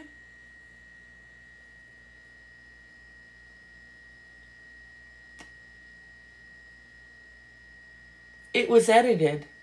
Uh-huh. Edited. I promise I'm not like Abby. I just can't say that word.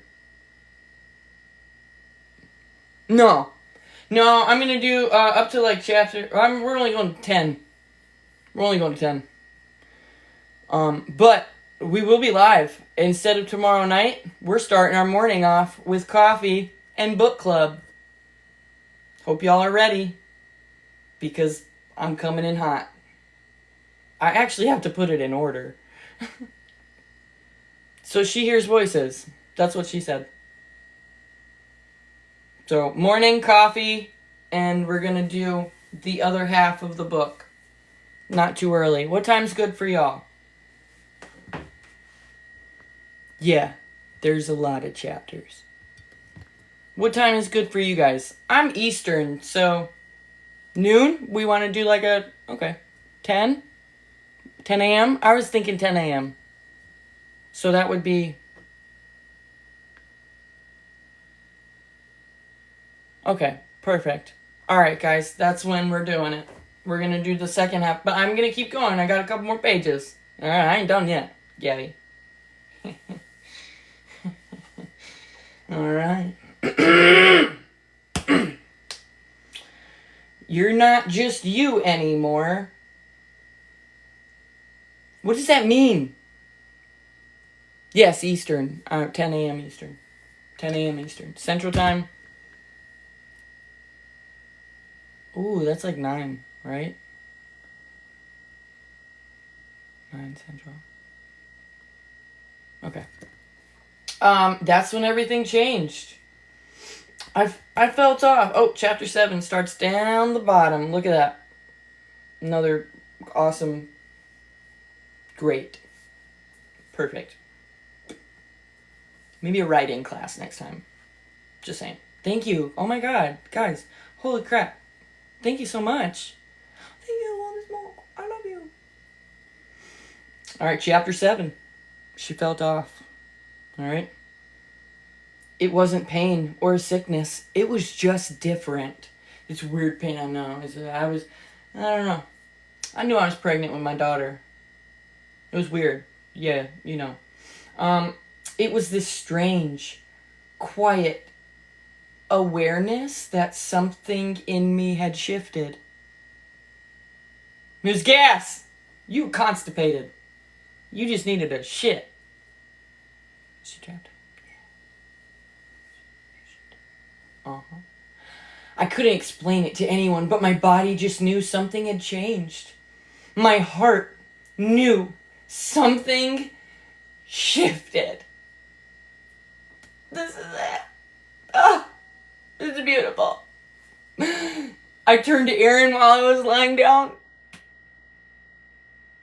I might be pregnant. Bitch, you say that a lot. You say that a lot. I heard you say that like maybe 10, 50, 11 times in the last 6 months. I done heard it. Right. Right. I think I'm pregnant. I am. I'm pregnant. That's a negative test, Gabby. Nope, it's positive. Okay. He said, no way, you really think so? Tubular. I explained to him how I just felt different, you know? We talked about the possibility and decided we needed to know. As anyone should, you know? It's kind of imperative you find out. You know? I don't know. Okay. We immediately went to the store. Gabby, where the fuck is the trauma? Alright? If you gonna talk about poop and corn chips and fucking tuna, I don't wanna hear it. Alright? You said there was some fucking trauma and we were all gonna know. I don't know shit. Alright? God. Matter of fact, I know less than I did before. You fucking money, a fucking cigarette. Huh. I don't know how I sat here for all this without smoking. Anyways. Here we go. Oh, I can't wait for tomorrow morning. This is gonna be so much fun. So much fun. Alright. We immediately went to the store, even though it was late. Nice. We have no fucking concept of time in your book, Gabby. Okay? There's no fucking concept of time in here. You told us it was late. That's about as fucking detailed as it gets. It was late. Fuck. Alright. Here we go. I took a test about 2 o'clock in the morning. I sat in the bathroom, heart racing, and waited. That couple-minute wait felt like a lifetime. Did it? Did it? Alright. Wait, I need my charger.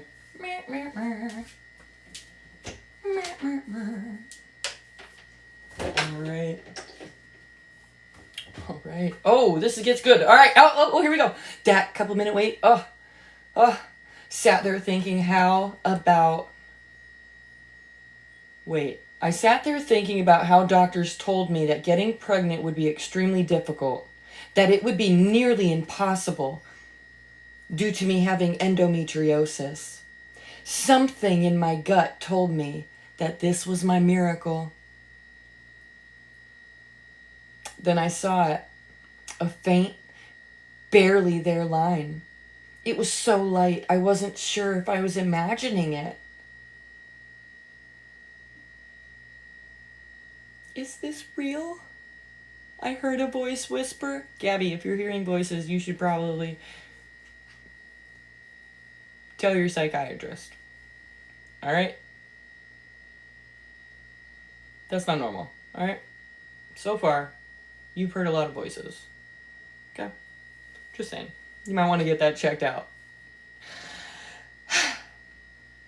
Yeah. I couldn't believe it, but there it was. There it was. This was real. Aaron, we're having a baby. And he just looked at me in disbelief. I know what look you're talking. That's not disbelief. That's just beanhead looking. Okay? That's all that is. Aaron, disbelief. No way! No way that's real. No way. Over the next few days, I took more tests, probably 20 in total. You know, I don't believe you. You know? I just want to say that. I know you probably don't care, but I don't believe you. Each one showed a line, and it was progressively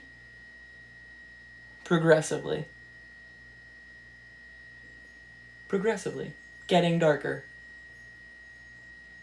Aaron told me I needed to make a doctor appointment, so I called, and I scheduled an appointment with my doctor. They took blood. Flow from Progressive.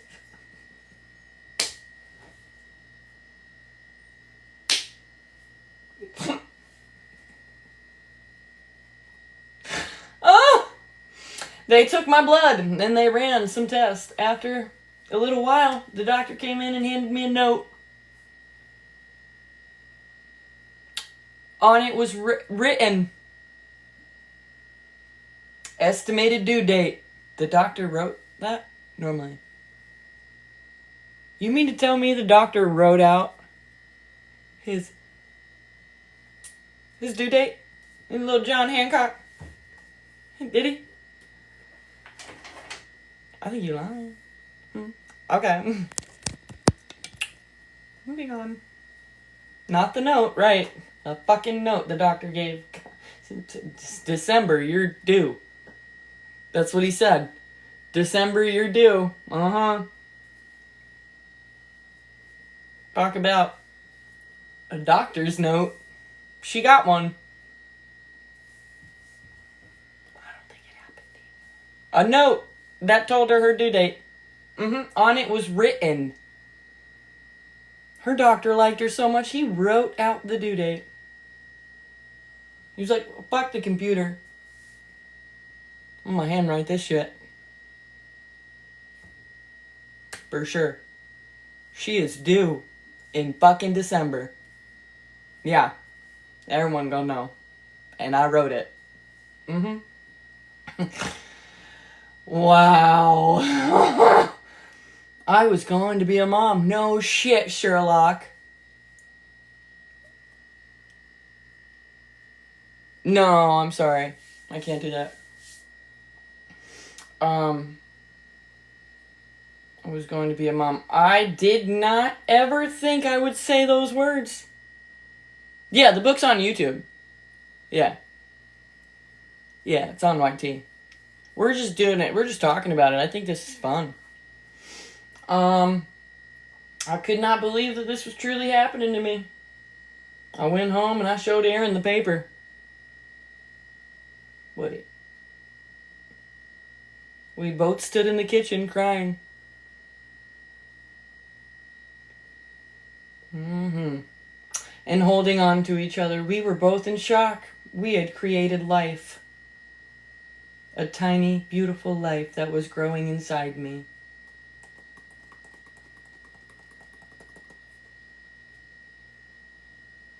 All right. As excited as we were to welcome a baby into our lives, reality set in quick. I bet you were like, oh, fuck. Oh, fuck. Oh. Cameron's inside going, this ain't no picnic, bitch. You know? Yes, he was. Yes, he was. Ask me how I know. I know. The house we were living in was old and cluttered and falling apart. He had inherited this house when he was 16 years old. Will someone look this up? Can you fucking own a home at 16? Can you own a home at 16? If so, I'm telling my daughter, she better fucking start saving up. Buy yourself a house.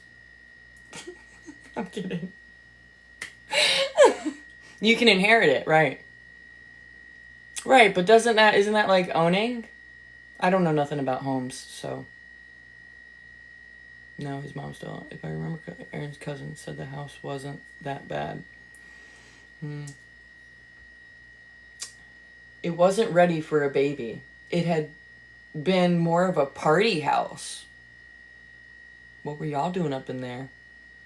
He didn't know that, yeah. What were y'all doing up in there? Party house? Was that like a trap house? Were you trapping it, Gab? Kidding. Who? Maybe. I don't know. Maybe I'm not. We'll never know. Gabby can't tell the truth. It had been more of a party house. It wasn't safe or clean enough to bring a baby there. That's why you fucking get on your hands and knees and you start to clean. Do you know what that is?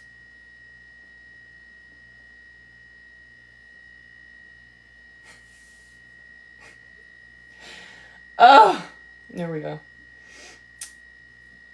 We approached Aaron's mom, hoping we could work something out. Possibly fix up the house, renovate it, or even sell it to find something that would work better. You can't sell something you don't own. Okay? Okay. Right, why would you have to ask his mommy if it was his, as you stated? Just wondering. Okay. Moving on. You know, Gabby, did you read it? I think I want a book report by Monday morning. I want a book report Monday morning. I'm on. I'll send you the questions. Okay?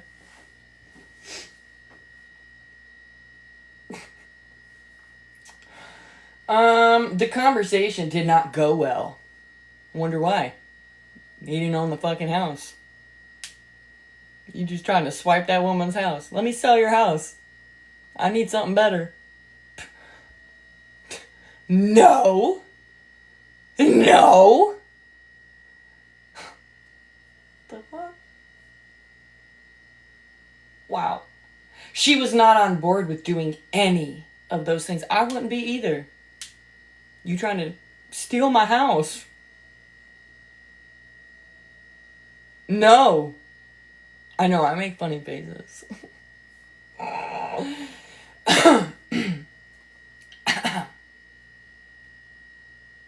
We knew we would have to find a different living situation, so we started looking for a new home. Aaron and I were house hunting and preparing for the arrival of our beautiful blessing. We were so excited. Us, future parents. I was so focused on making sure everything would be perfect for when the baby arrived. Holy shit. Gabby, run on. Use a period. Okay? Okay? Okay. Damn near fucking passed out. Put me to sleep. God. Thank you. Thank you. Oh, wait. Okay. We were excited for our future. I was focused on, making sure everything was good. I was not expecting any other surprises, but another was on the way. The fuck do you mean? Where? I was... Thanksgiving... Where? I'm lost. Okay. Thanksgiving Day. Aaron. I don't fucking know. She just went... Yeah, she left us on a cliffhanger there. I don't know. Yeah, it says we were excited for our future as parents, and I was focused on making sure everything would be perfect for when the baby arrived. Don't do that! Breathe! Oh my God! I was not expecting any other surprises, but another was on the way. Thanksgiving Day, Aaron got down... Oh. Okay. He got down on one knee and he proposed. Wait, didn't you borrow a ring from Walmart?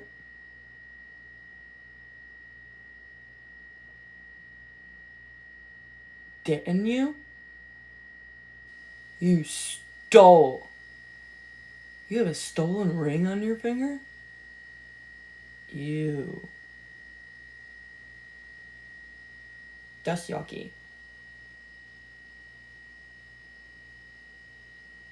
Talk about thief of hearts. I'm a dumbass. Oh my God. Aaron, he got down on one knee and he proposed to me. I was shocked. Through the chaos, the fear, the unknown, he still wanted to marry me. Wait, I thought you said he didn't want a future with you. I'm so fucking lost. I can't keep up. Oh. What is happening? I was in tears and I said, yes! Yes, she said it just like I did it. Right there. Yes. Yes! We wanted to get married right away. You said he didn't want a future. What is this? But time was not on our side and weddings are not cheap. We tried to plan something small, but everything was so expensive. We had a baby on the way. We needed to save our money.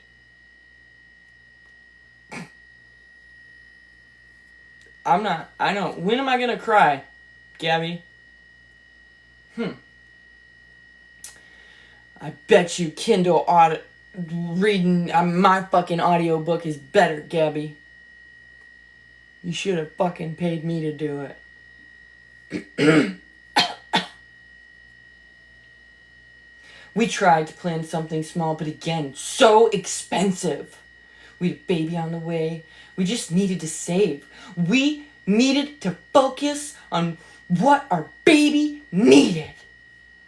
We decided to put the wedding planning on hold. We focused on finding a place. Jesus Christ. So many focusing. You're focusing on a lot of stuff. Maybe you should do one thing at a time. It's been a lot, whole time. Whole time it's a fucking lot.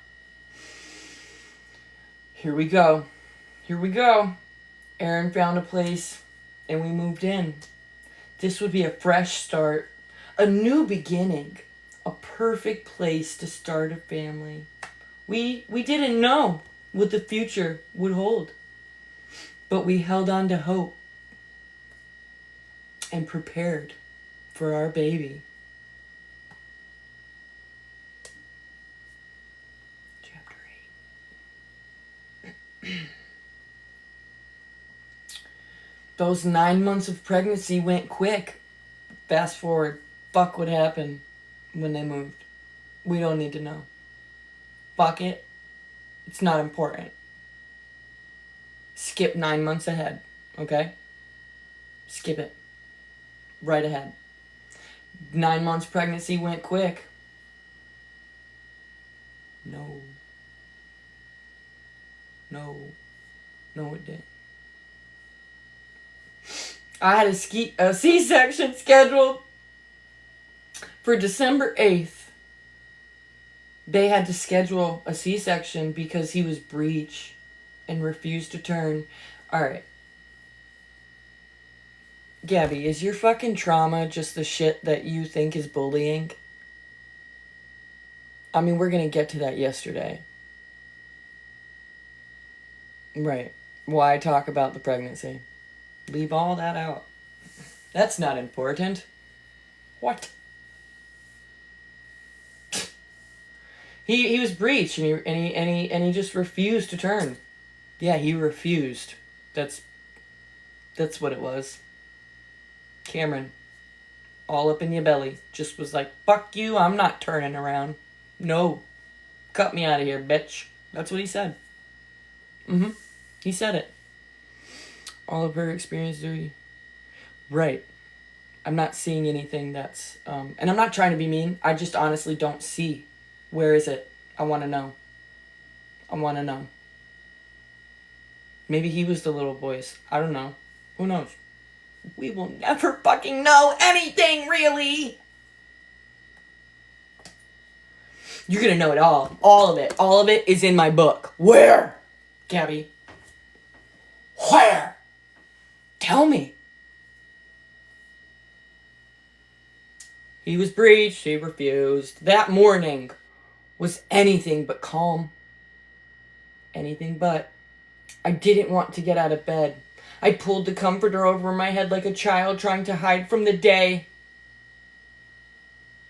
You didn't want to go out into the out? Why? Why didn't you want to go into the out? That's from home. I have kids. I quote a lot of movies. I'm sorry. Alright. She pulled the comforter over. She was like, no, Mom, not today. We are not having a fucking baby. I'm not going nowhere. You ain't cutting shit out of me. Great movie. Yeah, I cry at home. My hands are in the air. Like, I just do not care. I'm not going. She told Aaron, fuck it, I'm not going. Really? Because I know with all three of my kids, I was like, get it. Get her out. Get her out. Get him out. I don't want it no more inside. Get it out. But you wanted him to stay in? No. There's seriously something wrong. No, we don't want. No. We want them out. We want to hold them and love them, not keep them locked up inside me. Oh, it makes sense now. That's why you lock him in his room. I said it. That's why you lock him in his room. Reminds you of your pregnancy, huh?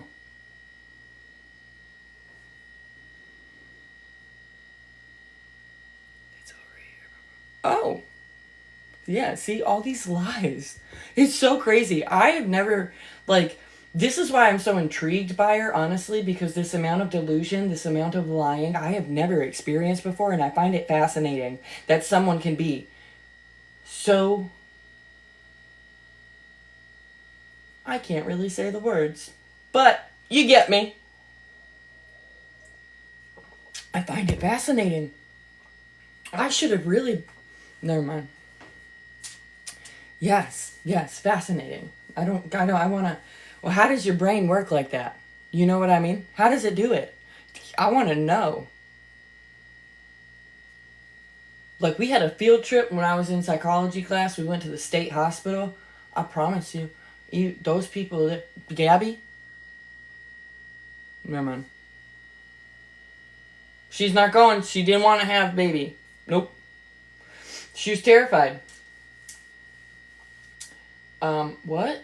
I'm not going. He can stay there a few more weeks. I was terrified, not of having a baby, but of the spinal for anesthesia. Oh, that's what scared you? Not being a first-time mom? It was the epidural. Oh.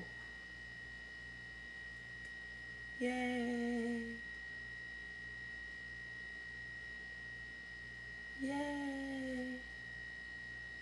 The spinal.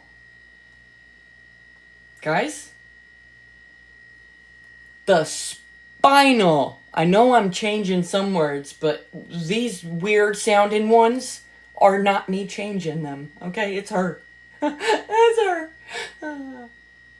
But of the spinal for anesthesia.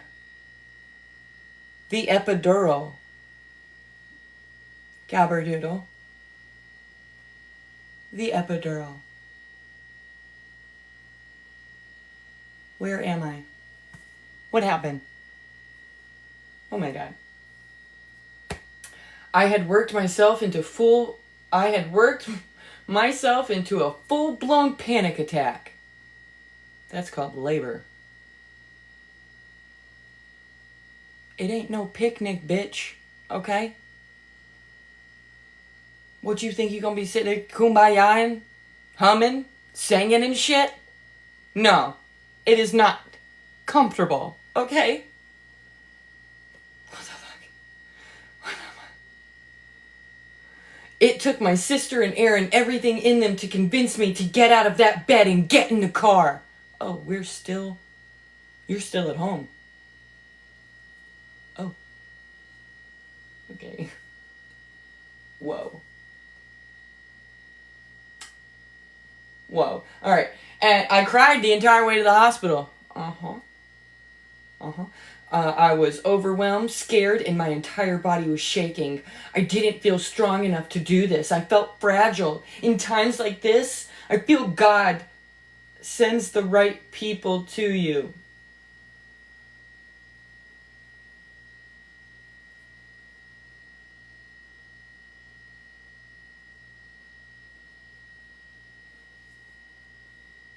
Where does the PTSD come from?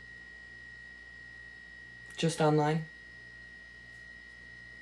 Did you experience something that made like fireworks and loud noises become a problem for you? I know my cousin did a couple tours over in Afghanistan, and he struggles with loud noises. But I mean, you have bombs and roadside bombs going off and everything like that. You're gonna have an issue, maybe.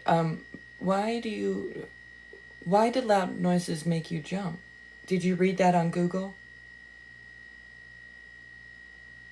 I want to know what traumatic event makes loud noises. I'm not coming across one in here. Okay. IEDs, yes, exactly.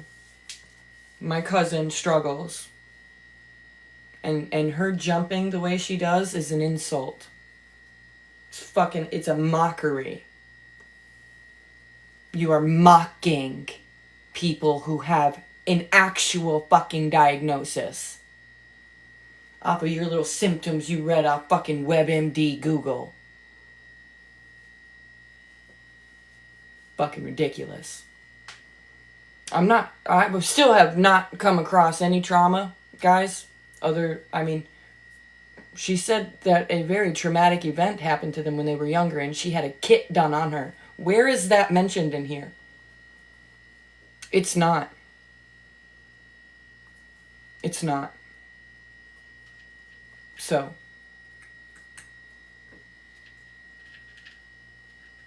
Just wondering.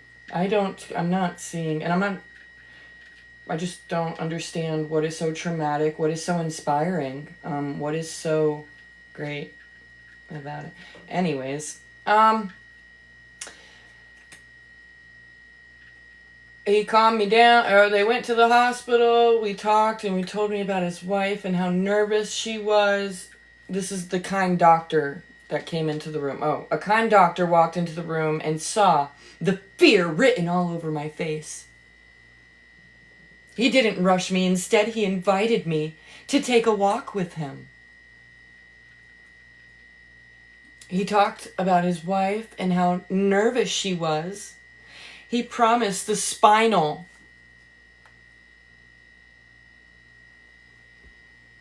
He promised the spinal wouldn't be as bad as I imagined. The fucking epidural. Okay? Yeah, yo, Gabby, if you're fucking Aaron, Amazon is going to pull this. Just letting you know. Just letting you know. Your team really did wonders. Okay? Great fucking team. This was a group effort. Way to go. When the time came to go into the operating room, I sat on the table surrounded by all the bright lights and a team of strangers.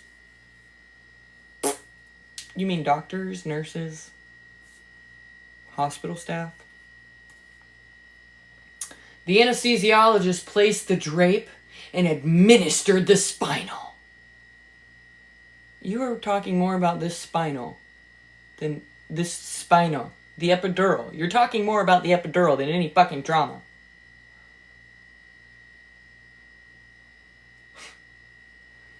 I waited for the pain, holding my breath. Then the doctor said he was finished. That's it, I asked. Yes, you're done, they said.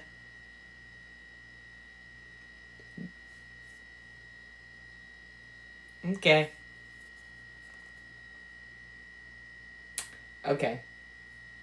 The procedure began quickly. They brought Aaron in and he sat beside me. He seemed nervous as well. I could barely speak. My heart was racing. At one point, I got very nauseous. I began to throw up, but I stayed focused on the sound I was waiting for. And then I heard it. My baby's first cry. December 8th at 8 in the morning. You could just put 8 a.m. You know. I heard the best sound anyone could ever hear. My entire world changed with that sound. I will never forget the way he cried the moment he entered this world, or the way I felt hearing it.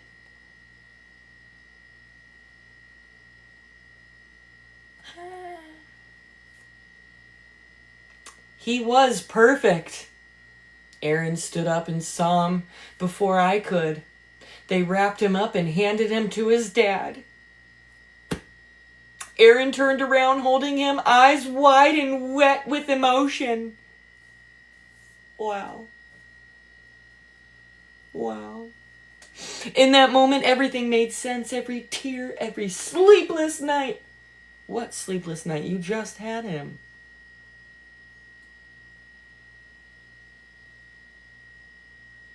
You...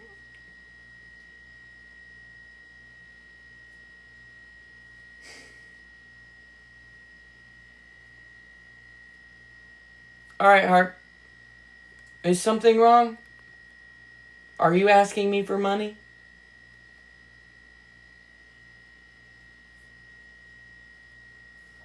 Sorry, my daughter. No. Alright, hold on, babe. Where's my thing? Hold on, guys. 1 second.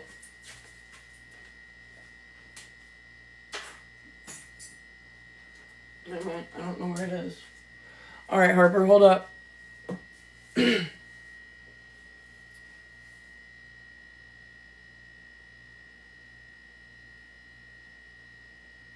Because I'm about to go to sleep. Okay, guys, hold on. Because I'm about to go to sleep. Okay, guys, hold on. Okay, guys, hold on.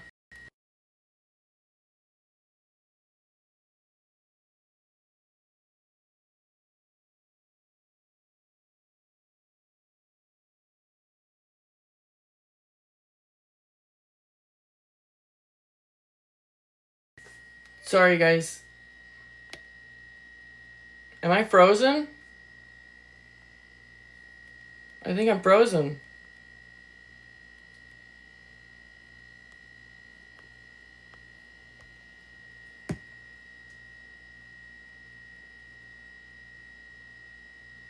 I'm frozen.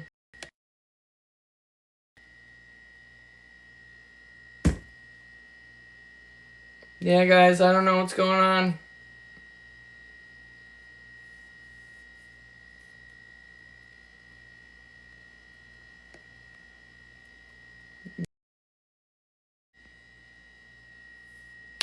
Sorry, guys. My daughter's having my teenager's at a sleepover. Alright. She's good, though. She just wanted to say goodnight and want to know what time she had to come home. Oh, you heard me? Sorry. Yeah, there's like 35 chapters. Alright. Where were we? Alright, something shifted. The sleepless nights. I don't know where they came from. Alright. Every tear, every sleepless night, every prayer, every fear.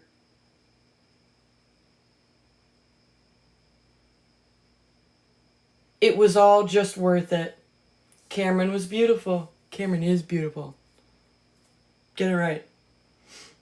He came into the world wrapped in love and stubbornness, just like his mama. Even after having major surgery, I was up and walking around the hospital. You know they make everyone who has a C-section get up and walk around. It's not just you. Okay? Not just you. That's not some fucking... Yeah, after I had a C-section, I was up walking around. So the fuck were we all. Okay?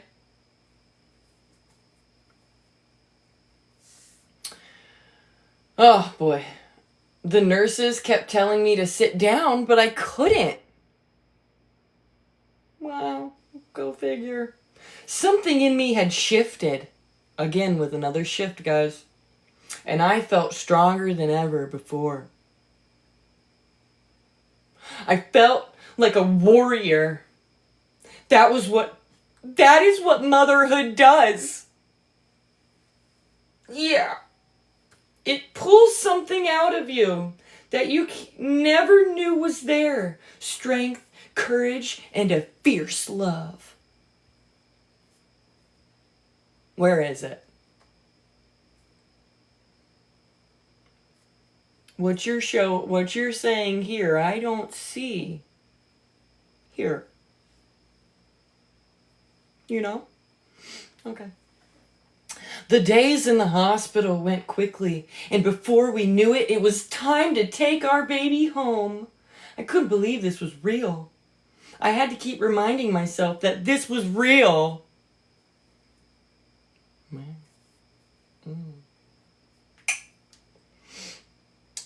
I was someone's mother now. Scary, right? Scary, right? Scary.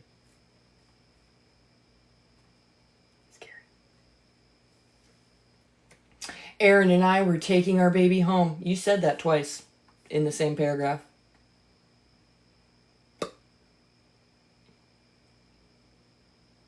Yeah.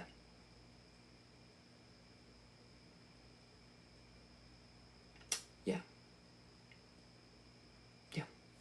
I couldn't believe this was real, and I had to keep reminding myself. I'm someone's mother now. Aaron and I were taking our baby home. Did you really say that 3 times? We took Cameron home. There it is again. There it is again. We took Cameron home in the tiniest Mickey Mouse outfit. I brought my daughter home. She was a pumpkin. We left the hospital with so much hope for the future, excitement, and so much love. Gabby, oh my God.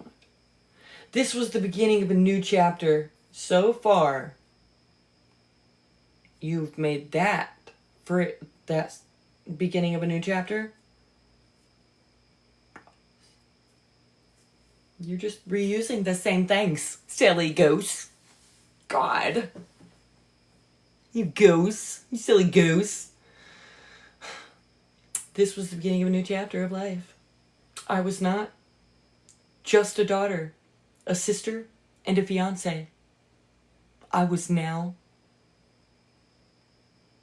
a mother. Fuck. Chapter 9. Chapter 9. We brought Cameron home. You said that 3 fucking times in the paragraph in this chapter. Getting tired of fucking repeating yourself. Say it once. For the first 6 months, it felt like everything was falling into place. You said that 4 times since the book started. 4 fucking times. I wonder how many more times it's going to be said. We should take a tally. Someone mark that down. Wait, where did she take him? They brought him home. And they went to a new place that they called home. Wait, we brought Cameron home to our new place we called home. First sentence. First sentence. I don't fucking get it. I don't fucking get it.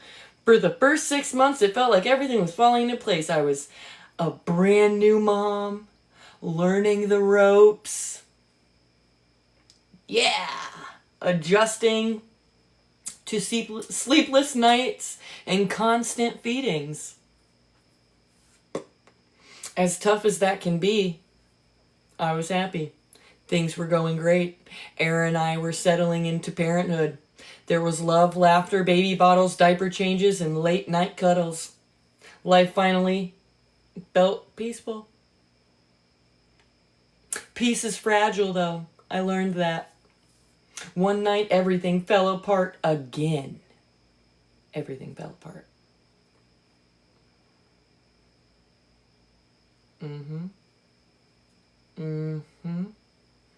One night, everything fell apart. It wasn't a huge fight. It was a small disagreement. One of many, really. You should have a comma after many. Anyways. But this... Oh, you should have a comma after but. But this time was different. Aaron left. That's the sentence. Aaron left. That's the sentence. Aaron. What did he do? He left. Just 2 words. 2 words. Aaron left.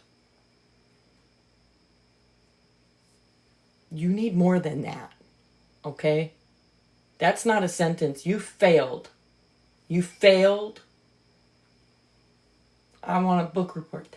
I want a book report Monday fucking morning. Better have it in my DMs.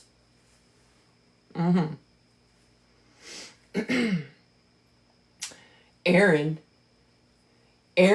something hit different this time, and Aaron, he left. Just like that. He packed up his things into a box and walked out the door.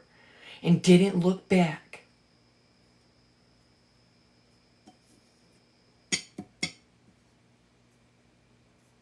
Okay. I begged him to stay, even getting on my hands and knees crying. What? What? What happened to Strong? What? Bitch, you got on your hands and knees and begged Beanhead? Why? Why would you do something like that? Okay. I guess. I wasn't asking for just myself anymore, but for our son too. You're one of them. No, bitch. You're one of them. Okay. Now I see why you were like, I'm gonna get him taken away from the both of us. Let him. That's right, girlfriend. Gabby, you should have let him. We don't get on our hands and knees and beg here. No. No. But okay, you weak bitch. What?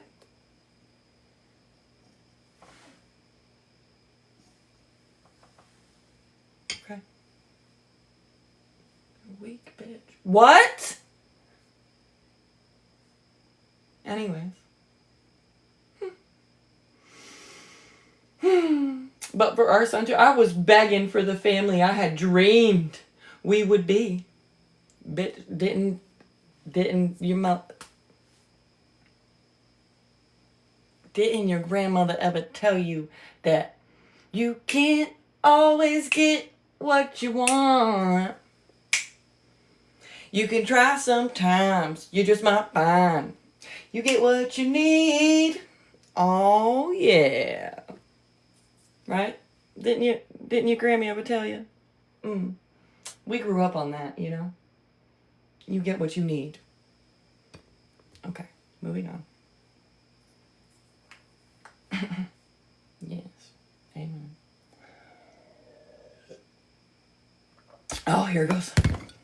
Aaron didn't even turn around. He left. I was not working at the time because I was staying home with our son. You still ain't working. Yeah, we're reading Gabby's book. It's so intriguing. Such fine literature. We're reading. I'm thinking about making it a play. I think it'll be right up there with Hamlet.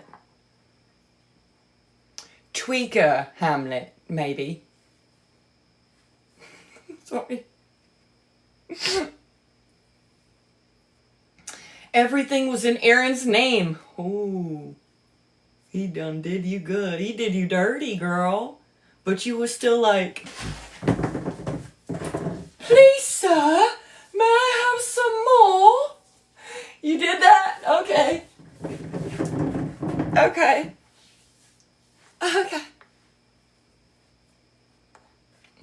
The rent was in his name? Shut up. Wow. The rent was in his name? You mean the lease? Oh no. Mom always told me life is like a box of chocolates. Utilities and other bills. I was a new mother with no income and no backup. Oh my God. No backup plan and now no partner. I was desperate. I went to a church and I asked for help. By God's grace, they gave me donations. So this isn't just something new you do with donations? You always got them? I mean, like, you get donations from DCFS. They brought you all those groceries when an actual needy family or a single mother could have used that instead of you. So you just been taken from needy people all your life? That's cute. Anyways. It keeps getting better and better and better and better. Damn it, Gabby. The donations that helped me pay the rent and electric bill and gave formula and diapers for Cameron. The kindness of strangers got me through those first few terrifying weeks. It wasn't a permanent solution. It brought me time, but not much. Dun, dun, dun. These are the days of our lives.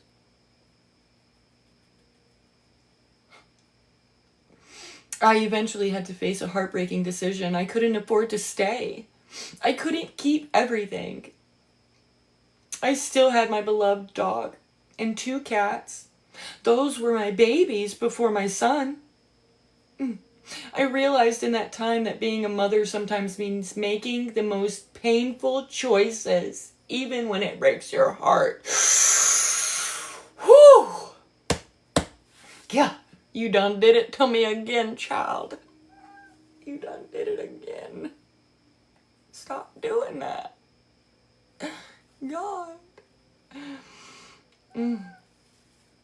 When Cameron went to sleep one night, I quietly packed up the apartment by myself. Every box, every memory, every part of my life from the last year was packed in silence. Where the fuck is the struggle? We all done did this.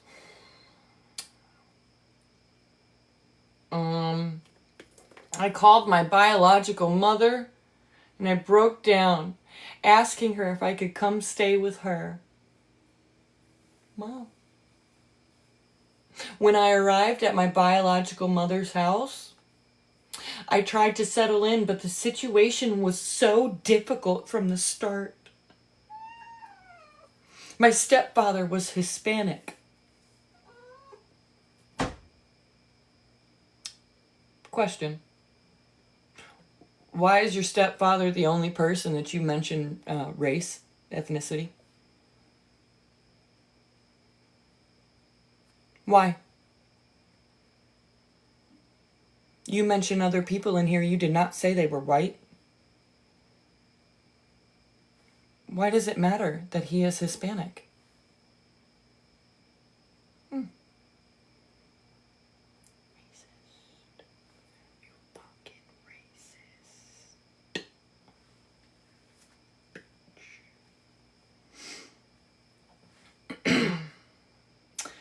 My stepfather was Hispanic, and together they had 3 children.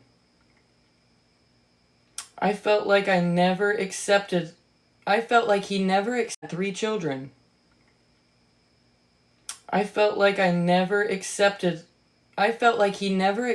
us as part of his family. I always felt like an outsider. I bit my lip today.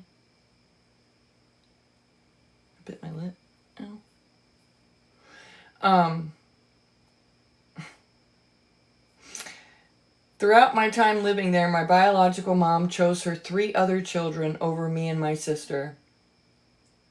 I never really called her mom. I called her Lisa. Being a mom is a hard, rewarding job. And Lisa was never truly there for me. My real mom has always been my grandma. So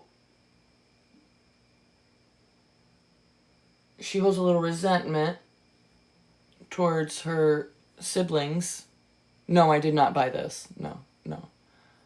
But I was gifted it, so Gabby, you can't do shit.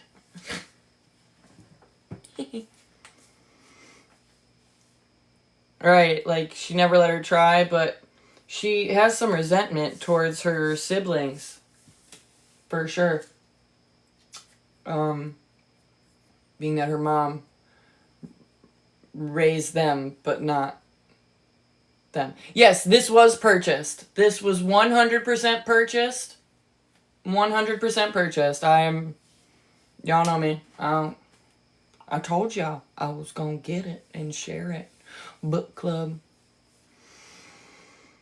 Living with my biological mother wasn't ideal, blah, blah, blah, blah, blah. But what choice did I have? I gave my dog to my dad and found... Wait. Your dad's out of jail? When did he get out of jail? We don't know anything. Did you talk to anyone about how to write a book? They have how to write a book for dummies. They do. I'm sure of it. They do. I want to know who the editor was, too, because this is some bullshit. They're very bad at their job. Just saying. Just saying.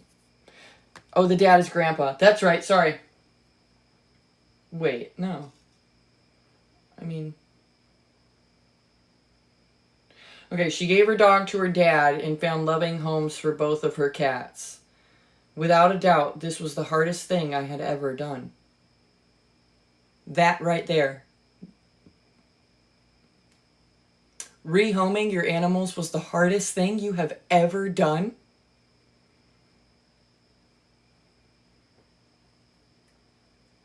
In a book about trauma, right? That's the hardest thing. Privilege, for sure. Yeah. Wow. Wow. Gabby, this is horse shit. Sorry. No, I'm not sorry. No, I'm not. This is horse shit. Okay? Literally, I'm gonna fucking pick up my dog's shit with it later. I'll print it up just to fucking pick it up. This is some bullshit. You should... Honestly, girl, I'm not trying to be mean. You should be embarrassed. You should step back. Honestly, after this is bad. Just saying. Just saying. Because you are going to get some people who are going to absolutely 150% bully you. It won't be me.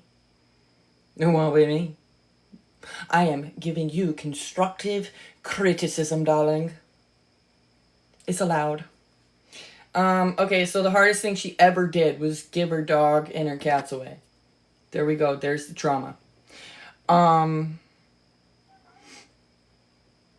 That's the hardest thing she ever done, and the guilt still lingers to this day. The guilt still lingers, guys. I don't even want to say the hardest thing I ever had to fucking do. Wow. Wow. I still wonder if they understood why I had to let them go.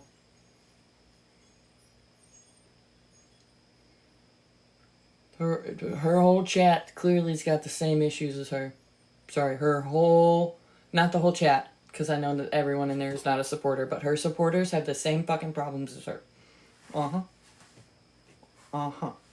Cat, not Ken.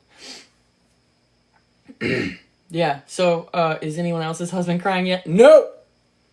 No! If somebody cries... I don't even know. I got no words.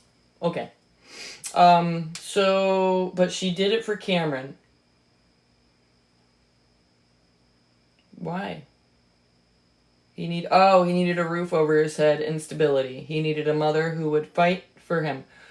I don't understand. Why are you fighting for him at such a young age? Like, what happened? Can you tell me? Can you tell any of us? This is basically just a fucking runaround. You're not telling anyone anything in your memoir. Memoir. You're not saying anything in your memoir. Alright? Nothing. I don't understand. Me more.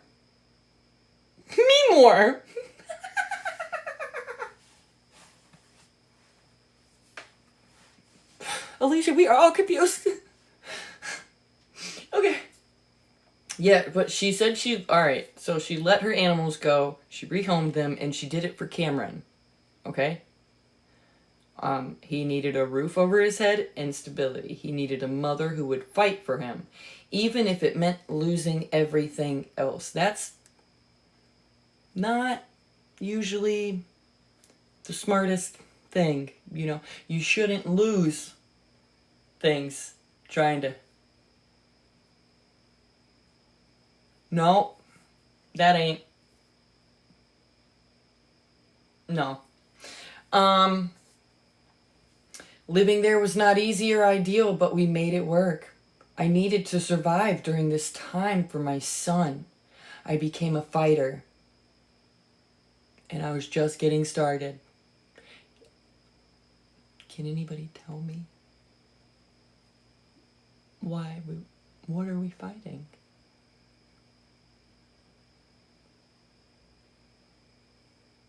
I don't know anymore. Yeah, like, are you fighting? Like, are you floating like a butterfly and stinging like a bee? What do you mean? You don't explain anything, Gabby.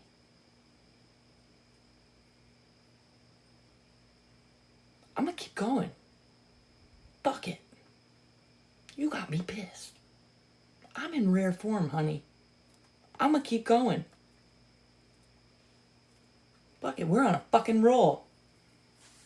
The run-on sentences are killing me. I am having chest pains because I gotta breathe in like fucking Jim Carrey.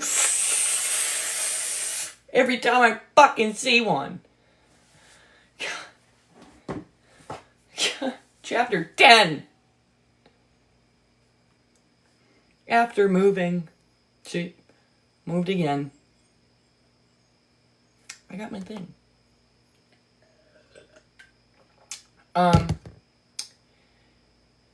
After moving, I felt like building something. I felt like I was building something out of broken bricks. But even broken bricks can make something beautiful. Did you get that off a bumper sticker? 5 Below. You did, didn't you? You did. I fucking knew it. Fucking knew it. I felt like I had hit rock bottom. You wouldn't know what the fuck rock bottom was if it smacked you in the ass.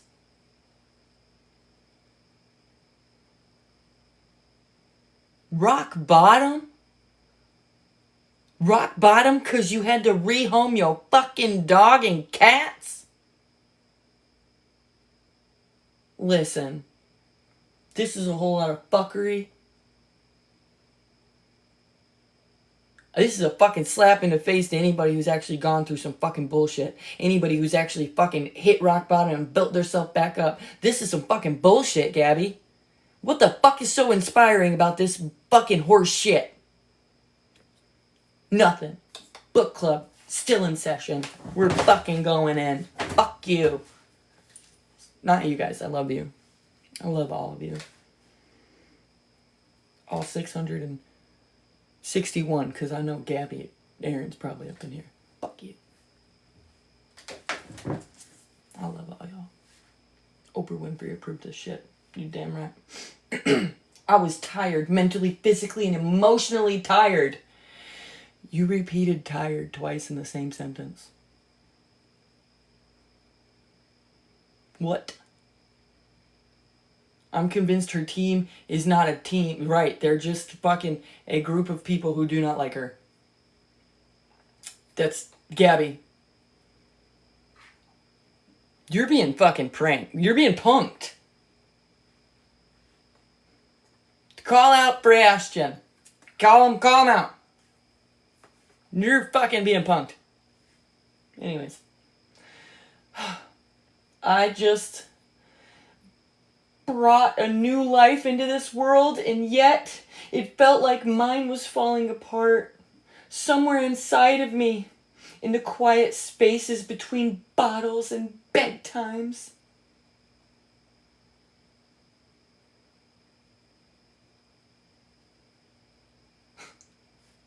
Something was starting to shift again. We're shifting again. We're shifting again. I don't know how many more fucking 6 negative reviews from sales. How about it? Gabby, I'd tell Amazon to pull it, babe. You don't want your son to see this shit. Sorry. Pull it. I'm not saying that. I know you think I'm a bully. I promise you, though. Far from it.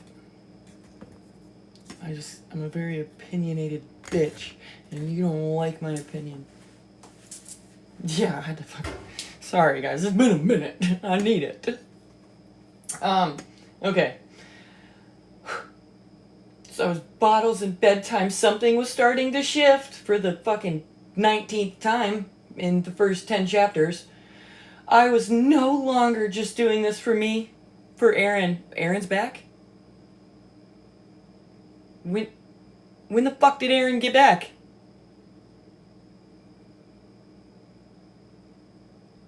When did Aaron get back? Okay. He just popped in like this. Hello, motherfucker.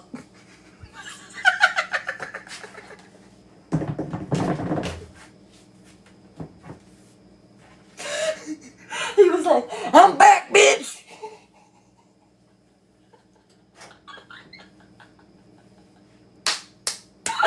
Oh, so funny.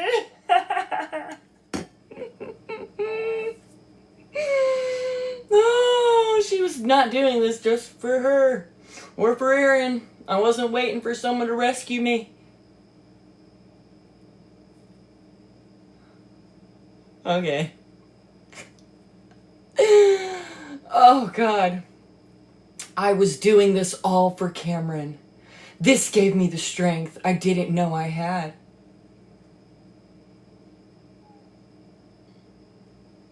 Being a single mother is exhausting. You know what? Bitch. Come here. Fucking come here. Come here, bitch. Come here. Come here. You don't know what a single mother is. Okay. Okay. You don't fucking know.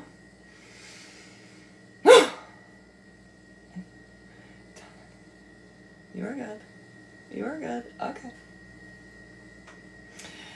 I didn't know I had being a single mother. Let's not sugarcoat it. Yeah, A was back. Yeah, like, not for me or for Aaron. Look, I was no longer doing this for me or for Aaron. When the fuck did Aaron get back? You fucking... Let's not sugarcoat it. What, were you a single mother for like a fucking week when Aaron left your ass? Come on. Every bottle, every diaper, every doctor's visit, I was doing alone. How many kids you got? One. Mm. Mm.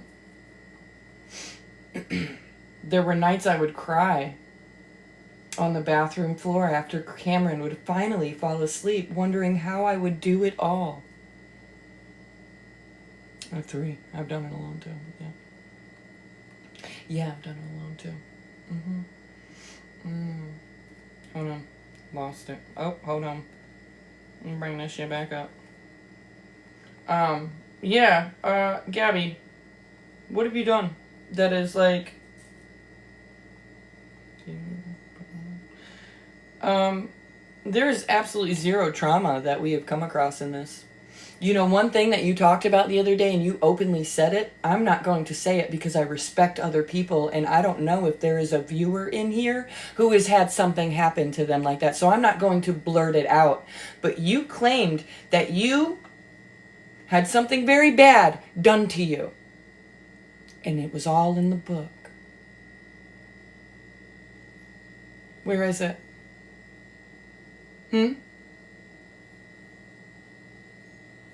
Where is it?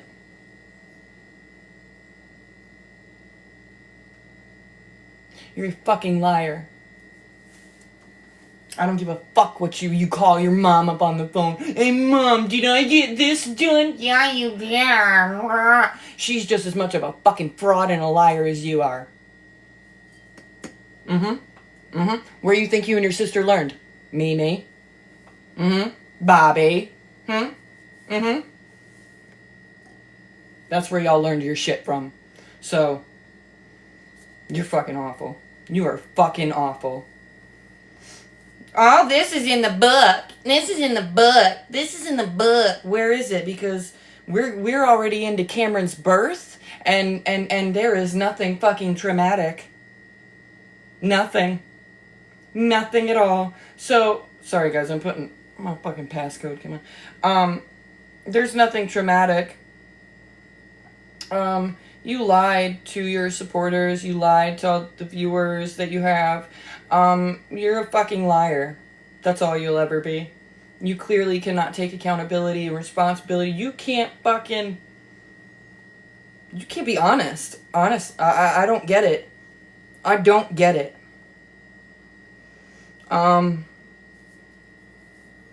This whole thing is a fucking joke. Your book. It's a joke. It's fucking hilarious, actually. Hold on. We're going to chapter. It's so funny. You thought you could stop people from... Do you know, like, people have actual book clubs? You know there's nothing you can do? Okay. Here we go. Wait.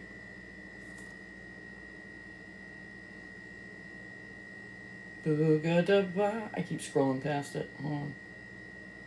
9, 10. Okay. Every bottle, every diaper, every doctor's visit I was doing alone.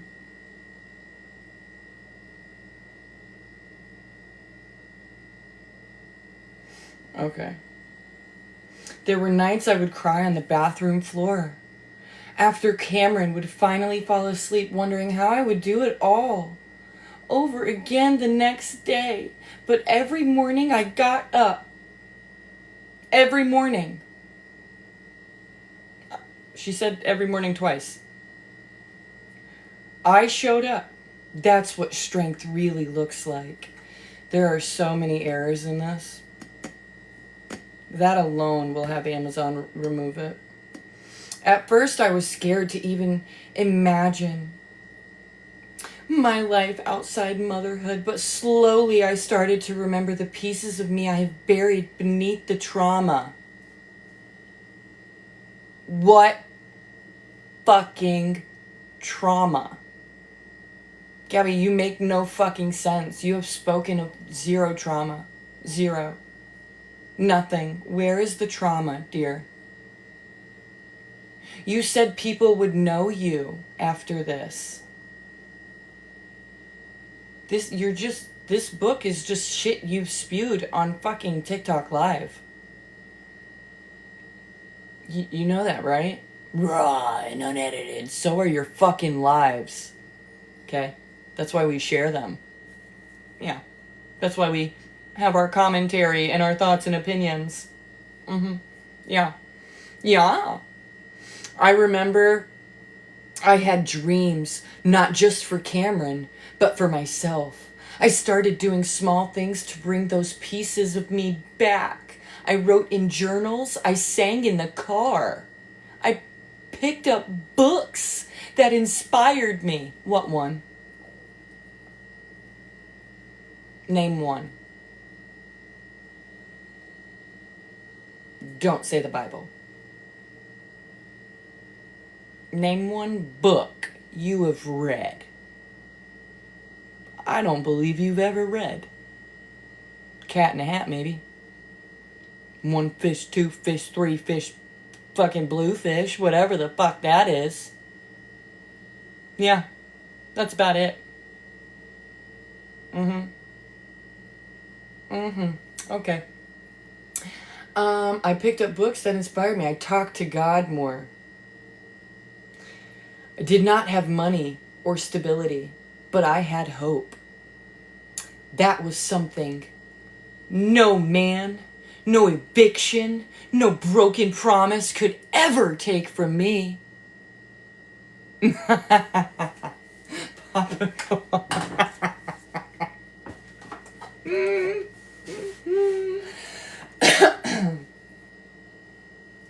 No, she put no man, no eviction. Strange to go man to evict. How many evictions are on your record, girl? How many? How many you got? Go ahead, tell me. I ain't gonna be mad. I may say, what? But that's alright. Okay. I also decided to, again, face my mental health head on. I began therapy and revisiting medications. Pop in, hey, it's Megan. Came by for a little visit. I wanted to see how that medication was doing. You know? Is that what you did? Girl, come on.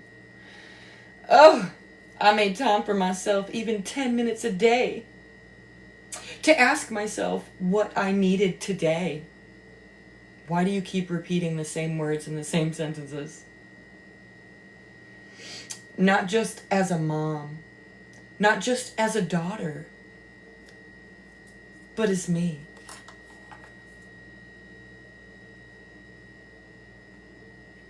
Me as a woman who had endured hell and was still standing. Y'all? Did something happen that I fucking missed? Where is the hell?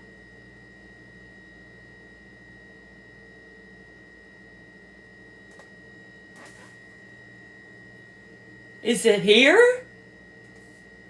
I don't know. Where is it? Gabby? People like to say you find yourself after pain. Again. What?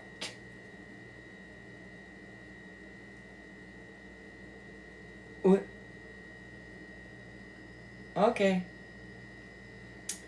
I was becoming stronger, wiser, and worthy. I was not the same woman Aaron left. Katana, finish her. No, sorry.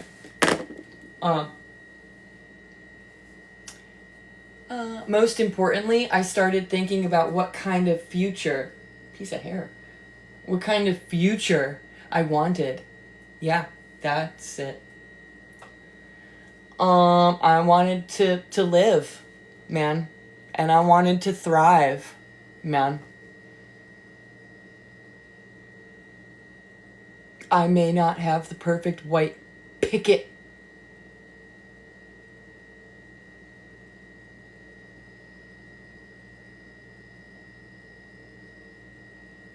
Pretty sure she spelled picket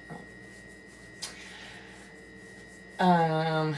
Or picture perfect love story, but I had a heart that keeps beating even when it's broken. You can do it with a broken heart. Didn't Taylor Swift say that? One day, my grandma, chapter 11. One day, my grandma called to check on me. She knew I was not in an ideal situation. Damn. I cried my eyes out to her about being a single mother and not knowing what the future looked like. Do you think any of us do? Do you think any of us know what our fucking future's gonna look like? Bitch, I am not a mind reader and I cannot see the future, you know? None of us can. Maybe. Someone can. But probably not. Anyways. She invited me and Cameron to come down to Florida for a vacation. She said we needed a break. Of course I said yes immediately. We planned to stay for a week. Maybe 2. Vacation would be a great time for us to unwind and relax. And not have to be in a stressful environment. I'm so confused. You're talking about all of this stress, but you're not talking about all of the stress. Where is it coming from? Why? Won't you tell us where it's coming from? Anyways. While there, my mom asked if I truly wanted to live with Lisa. I told her no, but I had no other option. She suggested I reach out to another family member, my Aunt Tina, who was technically raised as my sister. We already went through that. You already said that. She agreed that Cameron and I could come live with her. So, when I returned from Florida, I packed everything and we went and moved in with her. Okay. Tina was very strict. She would constantly tell me how to do everything and that I should never let my child dictate my schedule. Yeah. Throws her in the bus. She would give me instructions on how to feed, discipline. Why are you disciplining Gabby? Your son was very small at this point in time, correct? What could you possibly have to discipline a child that can't walk yet? 4. I'll wait.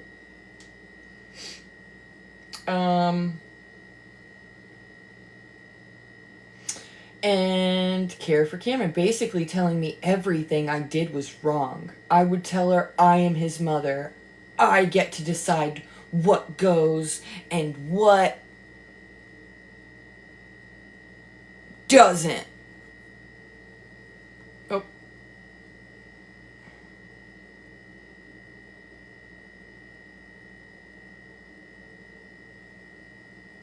Hold on. What goes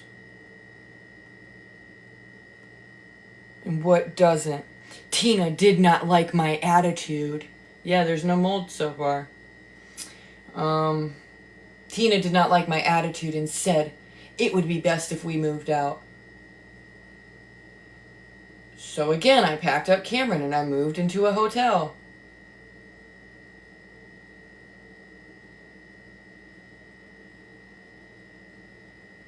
What? During this time, I had been working a work-from-home job. This was how I was able to afford to take care of myself and Cameron.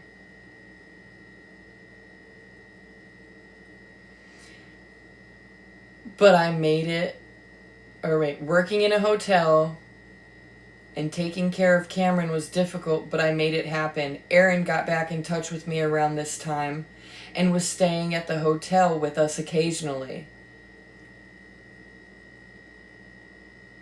Yeah. Yeah, this is extremely it's getting more confusing. Like I'm having a really hard time like following along. Um I thought Aaron was already back and then he left again. Now he's back. I don't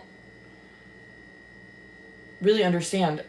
Aaron got back in touch with me around this time and was staying at the hotel with us occasionally. He was not paying any child support and not really helping me with Cameron. We had discussed getting back together and agreed to see where things could go.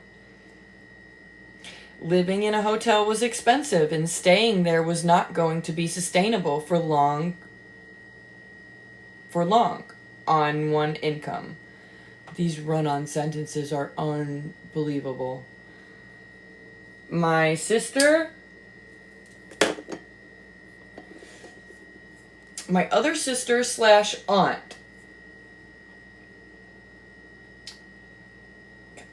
Laura, that's funny, I got an aunt Laura, said we could come stay with her. Unfortunately, this was not much of an improvement.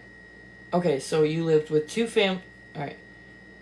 So, you lived with your biological mother. Then you lived with Tina. Now you're living with Laura. Okay. Alright. Right. I think tomorrow morning, we're gonna get a whiteboard out tomorrow morning. Yeah. Okay. She had a small home, and I had to stay in my tiny room with Cameron. Oh, no, not a tiny room. You entitled, ungrateful little girl. It was more like a basement by the garage. I would have fucking loved that. I had to put all my work equipment, Cameron, and his stuff, plus my stuff? I only had a small mattress to sleep on. And always cold, but it wasn't costing me. Always cold, but it wasn't costing me everything I made, like the hotel was. Laura had a son close in age to Cameron, and they were constantly fighting.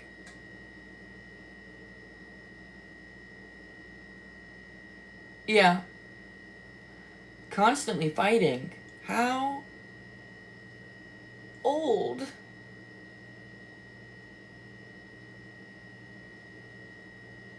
Okay. Yeah, no. No. No. Gabby, you were just a fucking liar.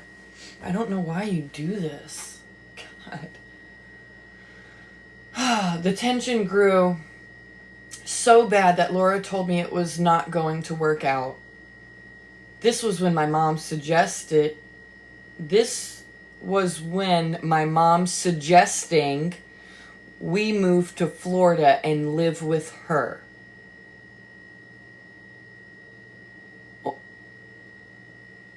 Aaron and I were still working on things, and he agreed it was best. He promised he would fly down, but first he needed to get the motor in his car fixed. The motor had blown during the COVID pandemic.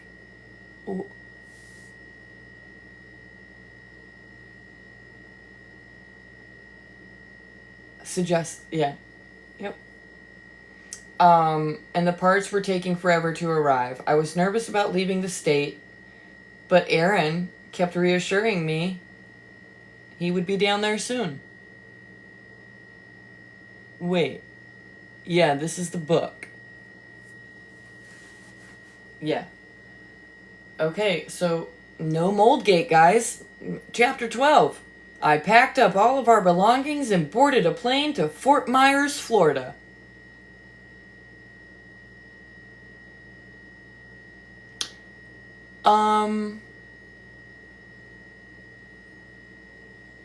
Wait, is it after this? Oh, she gets to it. Okay, it's in 14. Okay.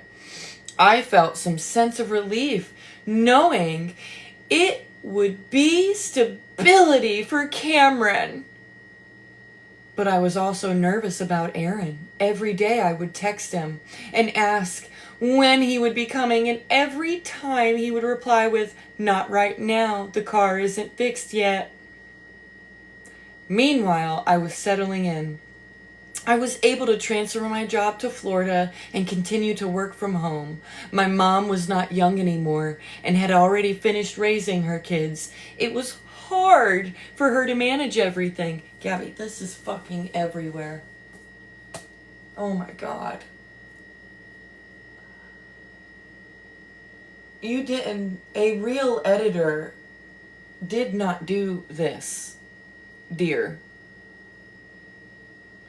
I don't know. I tried to help her with a work from home job like years ago and she didn't fucking want it. So that's weird. I needed to get Cameron into daycare and get insurance for the both of us. I found a job in a veterinarian Wait. Guys, alright, she's already in Florida. I thought she worked in the veterinarian office as a technician in Illinois.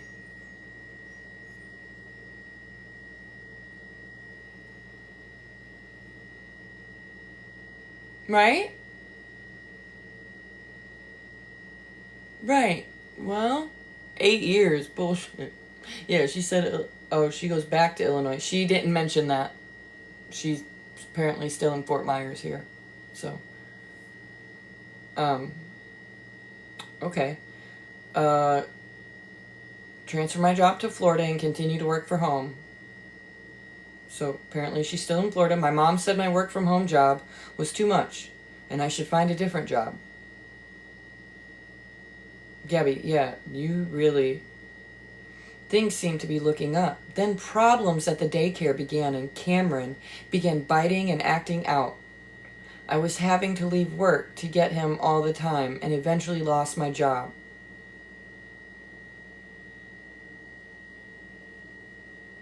You blame losing your job on Cameron?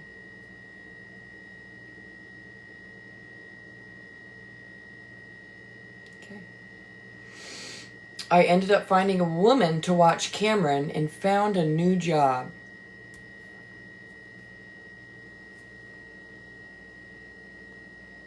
For a couple months, things were going good until one day I received a call asking me to come pick up Cameron because the woman could not handle his biting, aggression, and lack of sleep. Whew! I was completely devastated. I cried to my mom asking, "Why is this happening?"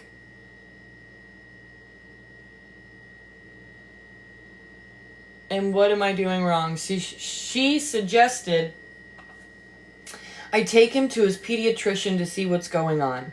Cameron had been having behavioral issues and repeating ear infections.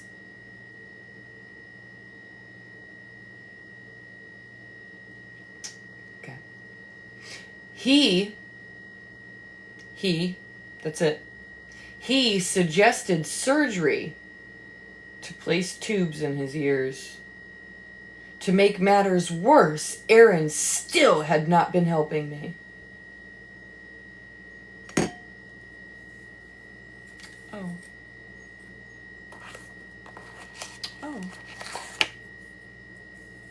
But yet you talk about everyone else's man not being able to afford to be so they could be stay-at-home moms. It's not my fault your man can't afford it. If you ask me, he's a sorry excuse for a man. I wouldn't want that if you fucking paid me. No.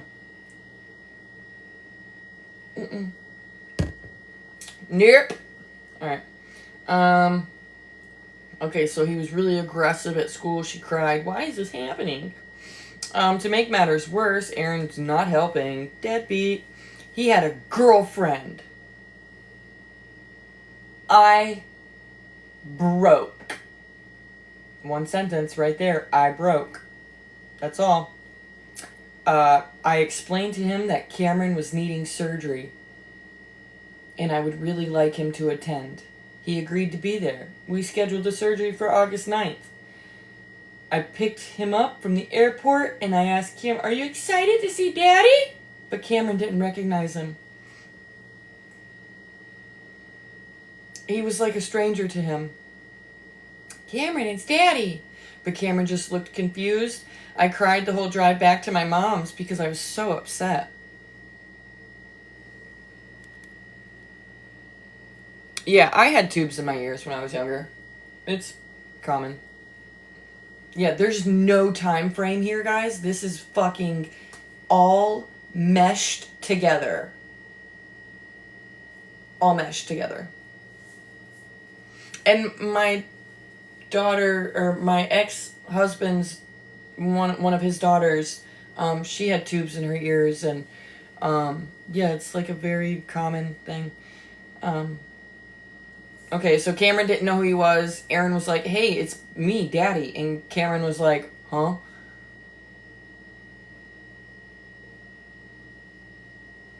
Cameron didn't remember, and he kept saying, "He'll get used to me." Who kept saying that? Cameron? Or Aaron? This is so confusing, Gabby. Cam's fell out and she never took him back. Wow. That's great parenting. The next day, Cameron had his surgery, and Cameron didn't want anything to do with Aaron. He avoided him completely. Aaron was heartbroken, angry, and upset. Well, maybe he should have been there for his kid. I don't know. Maybe he should have been there. Just saying. Fuck your motor. Fucking weirdo. He kept questioning why he even came down to Florida if Cameron won't even go to him. You didn't see your kid, bro. You think babies are just gonna... "Oh, it's my dad." No. That's not how that works, kid. Okay. Aaron started realizing that was his fault. Nobody else was to blame. He wasn't sure what to do. So this is what made Aaron cry. Makes sense now. Yeah, I'd cry too if you fucking spewed that I was a piece of shit in your book. Anyways, moving on. He still had feelings for me that seeing me again brought back. And he wanted to be with his son, but he still had a girlfriend. He told me he was not happy with the girlfriend. Once a cheater, always a cheater. He had to go back to Chicago. He said he was done with the girlfriend and he would wait for me. Oh, tale as old as time. I was planning on going back to Chicago with Cameron to be with Aaron, but then a hurricane hit. Oh no. It was terrifying. I had never experienced anything like it. What do you mean? Your post makes it seem like you're fucking born and raised. Hurricane season, we chased them motherfuckers down here. No? Oh, thought so. We had no power, and we were storing food in our coolers, and we had to charge our phones in the car. Oh no! Not the car! Oh! Can I tell you something? We were evacuated into our school. They had cots set up everywhere. With Hurricane fucking Opal. That was fun. You know, we had to shower. They were brand new. Brand new. My dad and my mom went to Walmart and got brand new garbage cans. And you want to know what we had to do? We had to fill those garbage cans with fucking river water in order to shower. Oh, but you had to plug your phone in your car. Right. This is the trauma. Fucking weirdo. Oh. Oh my God. God bless you. Well, I'm so happy you are still here. That was a terrible storm. Terrible. Yeah, this is so raw and unedited and uncut. Fucking stupid. Alright. There was nothing to distract me from thinking about my situation. Here we go. Just wind and rain. Oh, finally the storm settled down and the airports reopened. Video for what? We could head home to Chicago. My mom drove us the 3 hours to the airport, and although I was excited for my little family, it was still a heartbreaking moment. I had my mom for a year at this point. So wait. Erin was not in Cameron's life for a whole year? Is that what she's saying?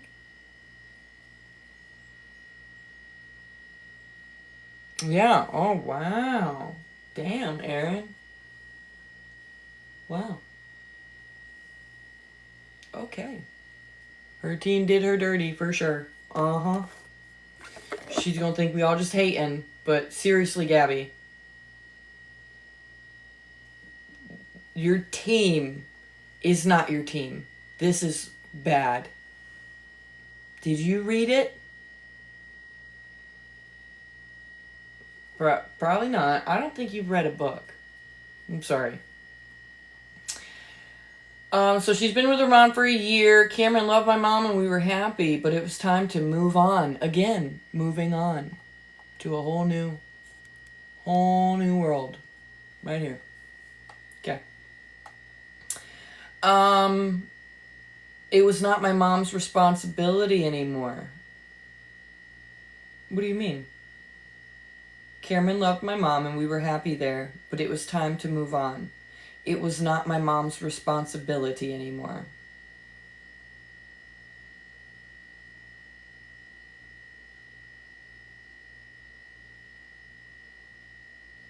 Okay. It was up to me to make sure Cameron and I were good. Why? Gabby, you have repeated this. I don't know how many times. It was up to me to make sure Cameron and I were good and that we had stability and a safe, loving place to live. If I gotta say that word one more time, stability, I'm flying to Cape Coral. Chapter 13. Although the airport drop-off was full of tears, I was so full of hope.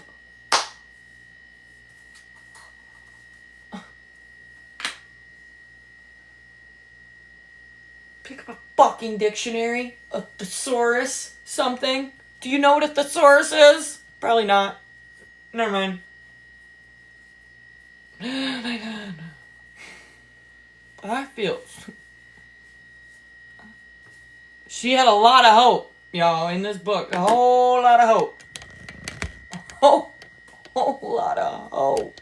Okay. Okay. Okay. Bitch, the only reason that I could cry is because I want it to be over. Okay? Alright. Oh, you put Anthony in here. The alleged PDF file?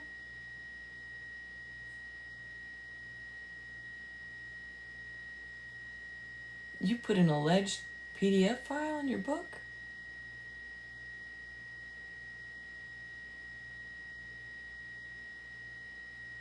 Nice.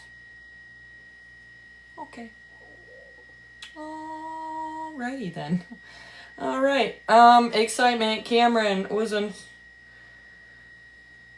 Oh my god, I was full of hope and excitement. Cameron was unsure of what was happening, but I knew it was for the best. All right. We boarded the plane and we flew to Chicago. Aaron picked us up at the airport. We decided to stay at our friend's Anthony's place.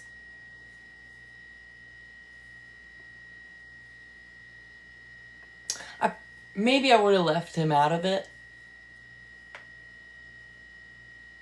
Maybe.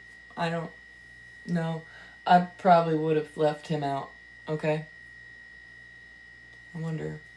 I really hope you got an okay from all these people you're naming. Because you said you weren't using real names. All these names seem pretty real to me. Okay.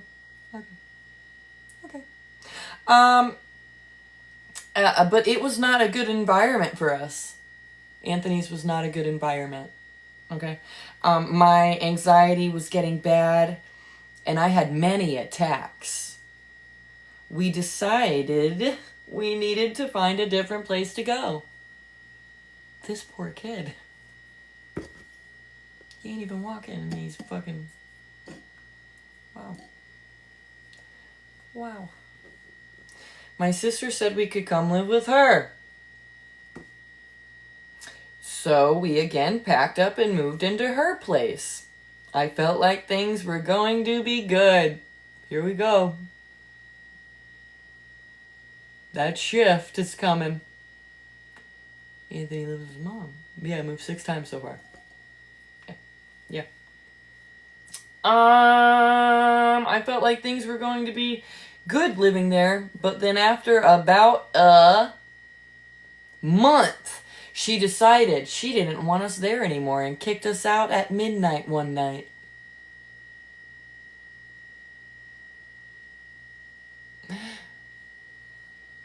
Okay. I just kept thinking, another roller coaster, another change. We then were offered to move in with Aaron's friend Brian. He lived with his twin brother and they had extra room. Cool. All right. Cool. We lived there for a few months. But due to his brother working nights, it became difficult with Cameron being loud during the day. Y'all, she has blamed losing her job on Cameron. Now she's blaming moving on Cameron. Okay. Okay, that's 2. I need to write this shit down. Yeah, there we go. Blame the kid, you know? It has nothing to do with you. Maybe if you could get yourself a fucking apartment and keep a roof over his head, you wouldn't have to keep fucking moving. Yeah, not even 2. Brian told us we needed to find somewhere else to go because his brother's sleeping was being disturbed.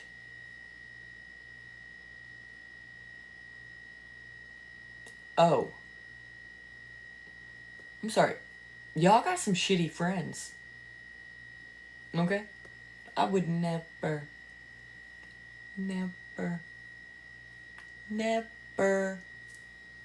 do that to my friend going through a hard time with a fucking child.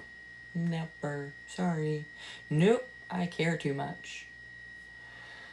I searched shelters, apartments, private landlords, anything I could think of. But we kept getting denied.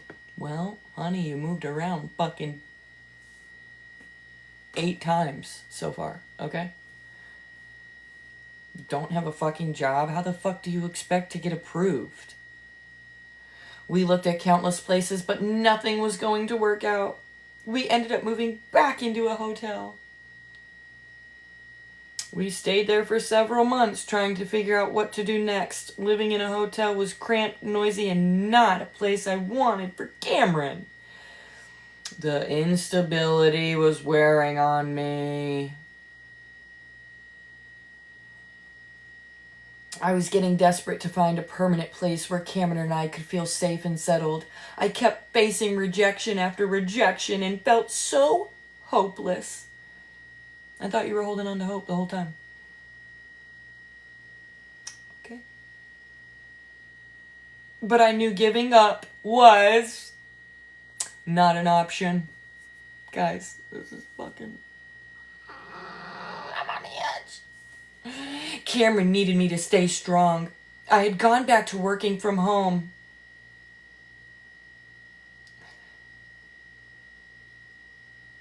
And I knew something that would work out for us. What did you do? What did you do? Okay.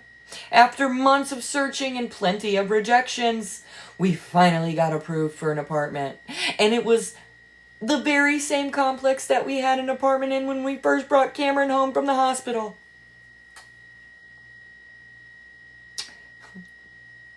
My sister actually helped us find this place. You mean after she kicked you out? Okay.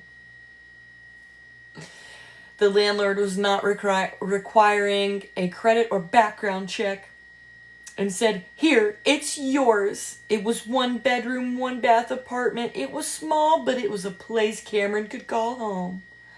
We moved in November of 2022.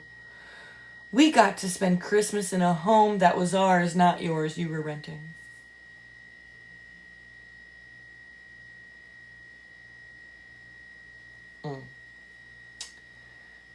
It was the best one I had in years, I'm sure. You know, you've been couch surfing for a minute. Okay? That feels like Christmas alone, just getting the apartment. I know. I was so happy Cameron got to spend the holiday with both his parents. For the first time in a long time. He was just born. Like a year before that. He only had 1 Christmas. The fuck?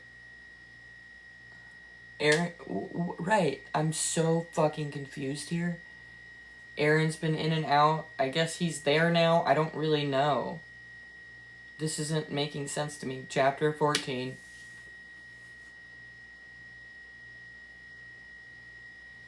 Gabby, please fill in the fucking blanks. God, you can't write a book like this, bitch. The fuck? And I am a fucking book lover. You would shit yourself if you saw how many books I had. You wouldn't even be able to read them.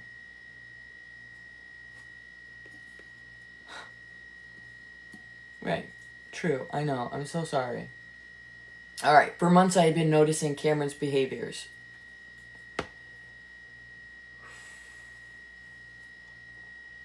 Not only had the caregivers told me, but I had been noticing it myself. I thought maybe having a stable home of our own would help with those behaviors. Not if you don't fucking pay attention to your son. Not if you're always screaming at your son.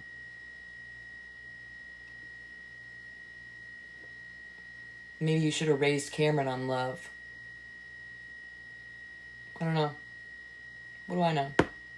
Nothing. Yeah.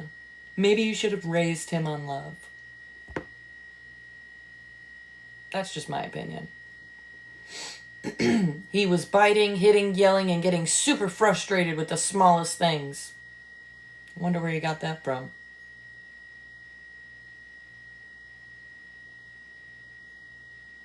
Mama?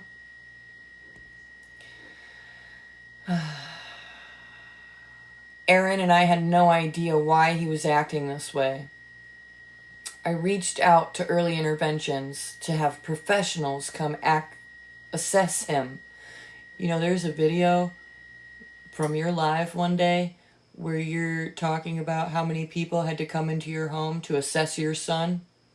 And you said, no! You're wanting all of these people to come in and give him a diagnosis? You remember that? I do. I do.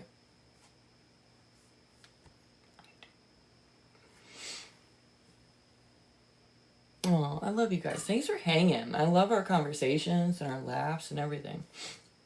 I really do. All right, ready? Therapists diagnosed him with a sensory processing issue, difficulties with regulation and transitions, and a speech delay. Gabby, last week you got up on live and said your son was severely autistic. Your words, not mine. So what the fuck? What is it?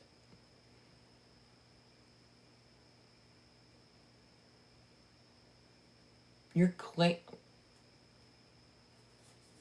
His pediatrician also mentioned that Cameron be tested for autism. I made the appointment and followed all the testing procedures, you fucking liar. No, you didn't. No, you didn't. You admitted it. Yeah, speech delays due to the negligence from his mother and father. Maybe if you sat down with him and taught him some fucking words. No. You just lock him in his room with his tablet. Right? The diagnosis, guys.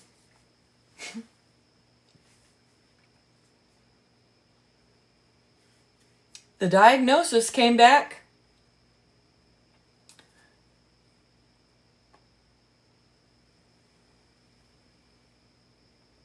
Severe autism.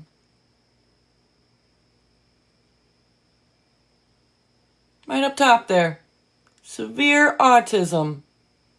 I'm sorry, that's not how it's fucking diagnosed.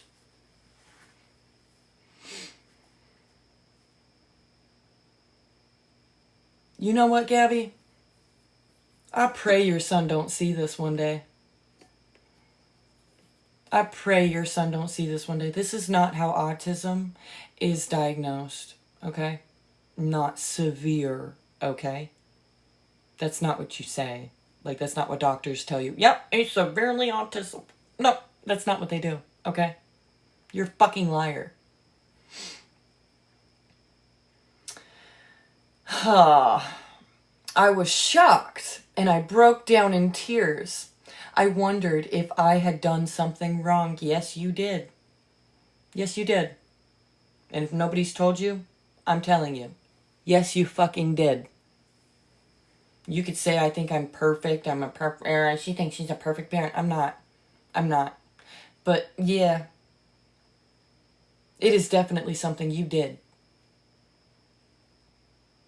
Yeah. She didn't parent him at all. That's exactly what... You didn't parent him. You didn't guide him. The mom guilt was overwhelming. You fucking narcissist.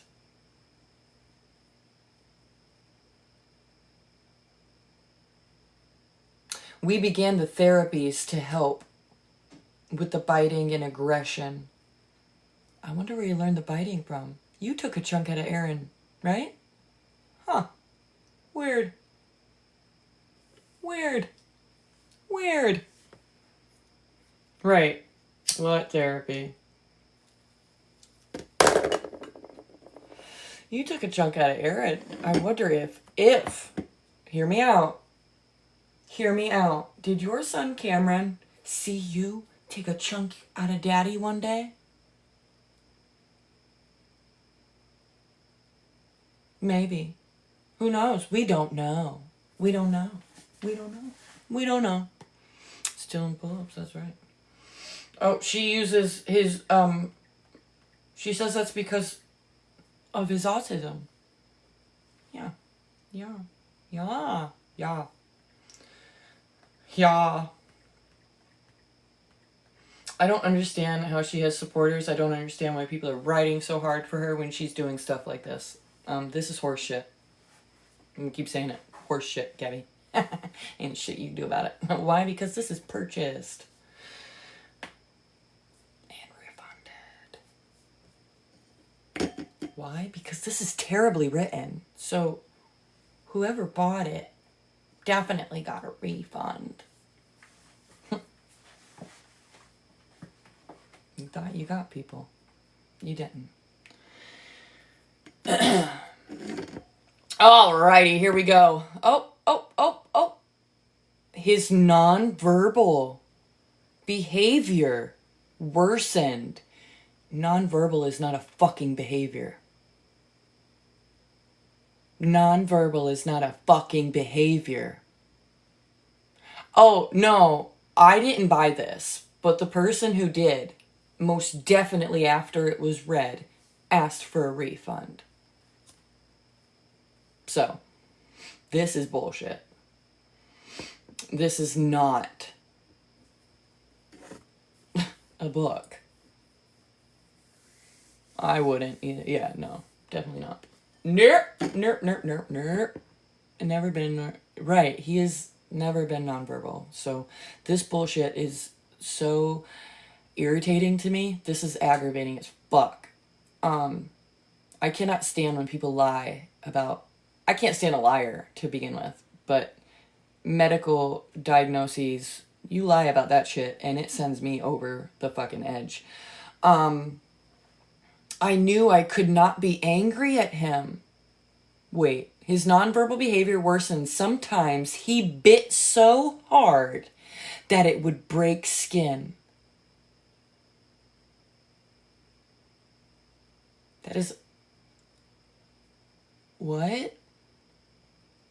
Oh my god, guys, thank you. Oh, I love you. Wow, I love you. So yeah, his nonverbal behavior, it worsened. And sometimes he would bite and yeah, he would break skin. Yeah. Okay. I knew I could not be angry at him. He was struggling and I had to help. I remember feeling alone and misunderstood. What about Cameron? Okay. I didn't want that for him. I didn't want to parent the way I had been. Too late. Too late. Some toddlers go through that stage. Yeah, you have to teach them. You have to teach them. You have to guide them, Gabriella. No, Feisty calls you that. You're Gabberdoodle to me. Sorry. Anyways. She was alone. She felt alone and misunderstood. During her own childhood. We still don't know why. She didn't explain anything. How much is she per book? I don't know how much she gets per book. I don't know how that works. She's got me wanting to write a book now. We all should write a book. Raised with love, right? Where is the love? Like, I'm so confused here. Apparently, this is all trauma. Like, she's stating that her, like, this whole beginning right here that I have read, there's so much trauma and she has so much pain and so much anger. Where? From what? You can't... I don't know. How is this going to inspire anyone, Gabby? No, nothing about TikTok yet. Nothing about TikTok. I didn't want to parent the way that I had been. I didn't want to punish him for the things he couldn't control. Why would you punish him? I prayed for strength and patience. When Cameron bit or hit, I got down on my knees and I told him, it's going to be okay. Mommy loves you and I am here. You are safe.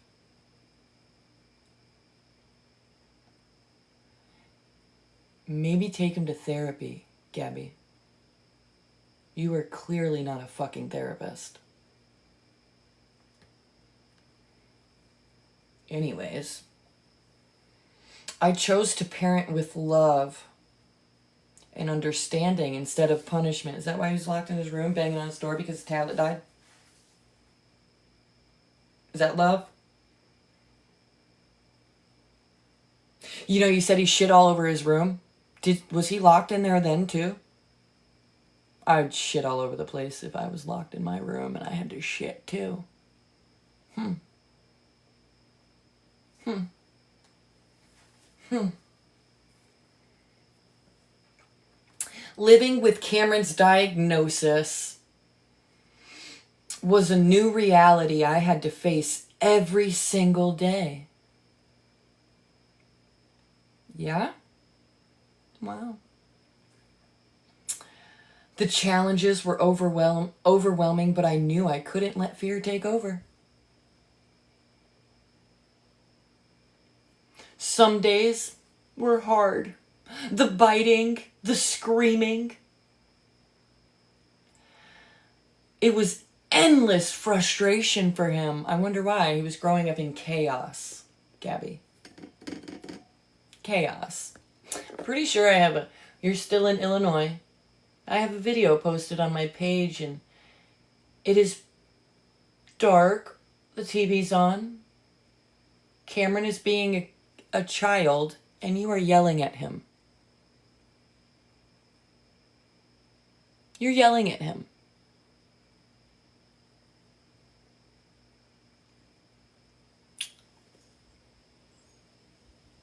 Thank you so much! Oh my god! I love you guys.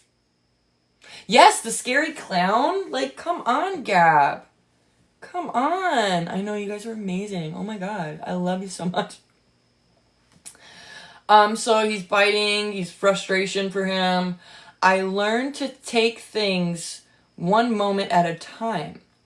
Therapy sessions became a lifeline for us. When?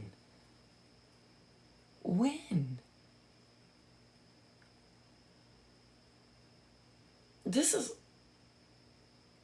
Seeing Cameron make progress, no matter how slow or small the progress may have been, filled me, guys, you ready? With hope again. Thank you so much, guys.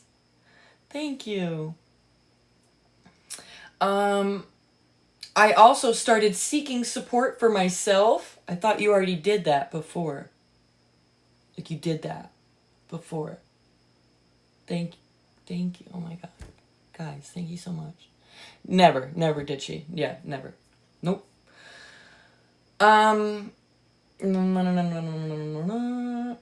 Those, wait. I also started seeking support for myself, joining parent groups, talking to counselors, and connecting with other moms. You know how you connected with other moms? You sent explicit photos of your son to them. You did that. You distributed explicit photos of your son to other moms on the internet. That's what you did for mom advice. Yeah. And then those pictures were sent to other people. And then those pictures... Never mind, I'm not even going to say it. I can't say it. I'll get shut down. I can't say it. I want to know, how does she mention Jules during this and trying to give her custody?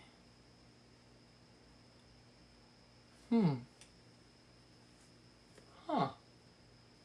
We'll have to see. Okay, so the connections reminded me that I wasn't alone. I found strength in sharing my story. What fucking story? I'm reading your story and I still don't know what your fucking story is, Gabby. None of us do. This is a joke. You're not serious. Thank you so much. Despite all the setbacks, I refuse to give up on Cameron or myself. You refuse.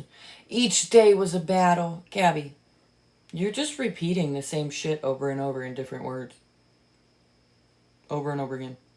It's literally a diary. Exactly. Yeah. It is a fucking diary. I I learned to celebrate the small victories, a new word spoken, a calmer afternoon, a shared smile. He just don't like you. I'm kidding. Right. Diary of Addie's and Scooby snacks. And toilet water. I felt the power of a mother's love more deeply than ever. No matter how uncertain the future looked, I would keep fighting for my son.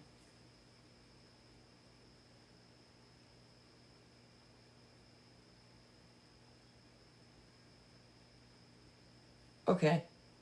Being his mom wasn't just a title, it was my purpose.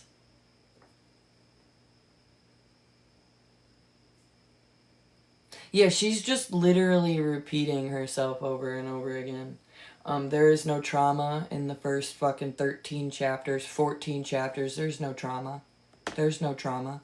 There ain't shit. I thought we were all going to understand you, Gabby. What the fuck is this? Nope. That was it with that chapter. Chapter 15. Alright, guys. This is going to be the last chapter that I'm gonna fucking... Come on, give my commentary. My audible. Yeah, right. She said everyone can relate. I cannot relate to this fucking shit. I cannot relate to this shit. Yeah, like, yeah, no, we're coming back tomorrow. Tomorrow morning and, tomorrow night. Feel like getting froggy, you know? Alright, 15. Let's do it. While we had been dealing with Cameron's therapies and new diagnosis, we also had been getting sick quite a bit. Here's the mold. The common household mold, okay? Okay? Simmer down now, Gabby. We also been getting sick quite a bit. I wasn't sure if it was allergies, common colds, the flu, or some other random bug we could have caught. Fuck. We were all just always sick. Especially Cameron and I. I was getting headaches daily. But since I was working from home,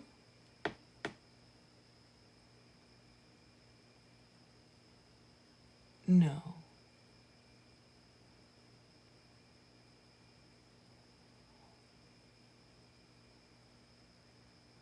Right, I'm trying to remember the job. And I don't. Right, the Benadryl to keep him quiet.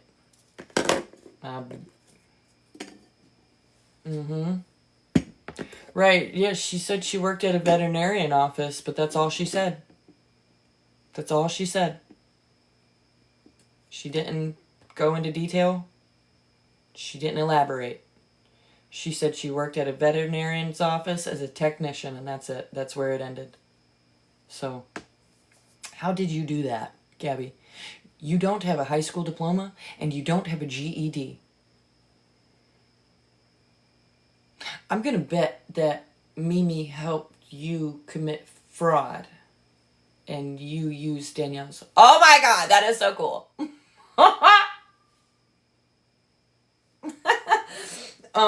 I'm going to put money on it. You used Danny's transcripts. Yeah. Because there is no way you went to school. There's no way you went to college, like you claimed, without finishing school or obtaining a GED, dear. Okay? It's not possible. And if you did do that, I would like to know what college so I can fucking report them. Because that's illegal. That's fraud. Okay? Okay.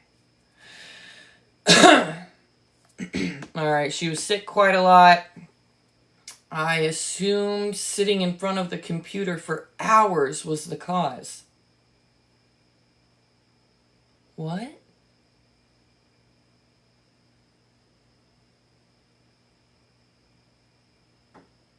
She did not. Am I missing a part? Because I really don't remember. Right. She never had a work from home job. Phone, right, TikTok, yeah. Gabby, come on now, girl. Oh, before she went live. Okay. Okay, because I was going to say, I don't... Okay. I even ordered special glasses to try and help ease the strain on my eyes. But the headache just kept getting worse. I started needing to go to the emergency room in order to receive migraine cocktails.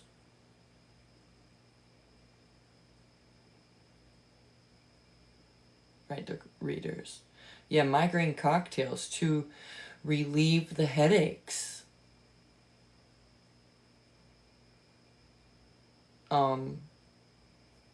They just weren't going away. I followed up with a neurologist who did an MRI to check for any masses in my brain. Thankfully, the scan was clear. He tried placing me on a shot to try and keep my headaches under control. Cameron was also not feeling well most of the time. He would have upper respiratory symptoms, GI issues, ear infections, flu symptoms, you name it, we kept having it.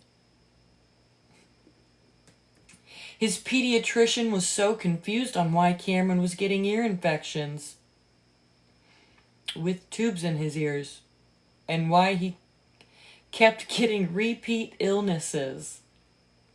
She asked a ton of questions, and one of her questions took me by surprise. She asked, "Do you have mold in your house?"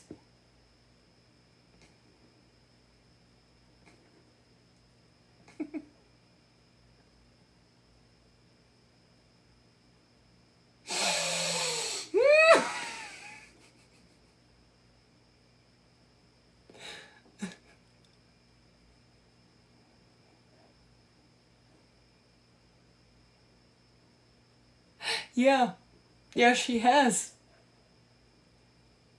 That's what I mean, this shit's all mushed together. What the fuck? She's really trying to rewrite her fucking bullshit thing. Nobody has seen her. Girl, we have seen you. Okay? What? Mold? Why would the doctor ask about mold? I wondered. She explained to me all the problems that living with mold can cause. It sure sounded like what was going on.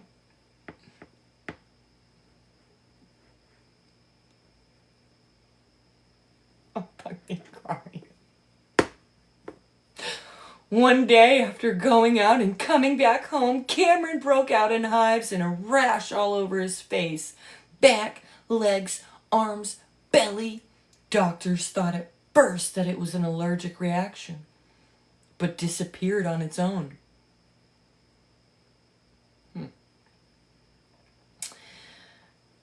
Then came back, even with Benadryl.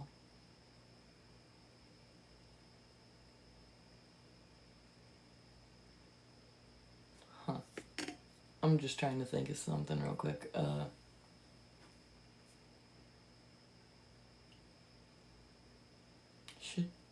Never mind. Doobie-doobie-doo, but disappeared on its own. Even with Benadryl, it came back. I would start getting the very same rash. The doctors Well, they were puzzled.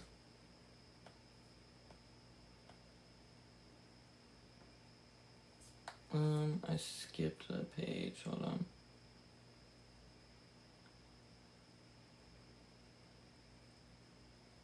Oh,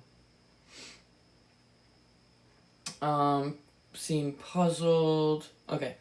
I thought about what the pediatrician had said, so I searched our entire apartment. I found a bit of mold and I took photos. And I showed the pediatrician. She confirmed it was mold. That's not how that works. That's not how that works.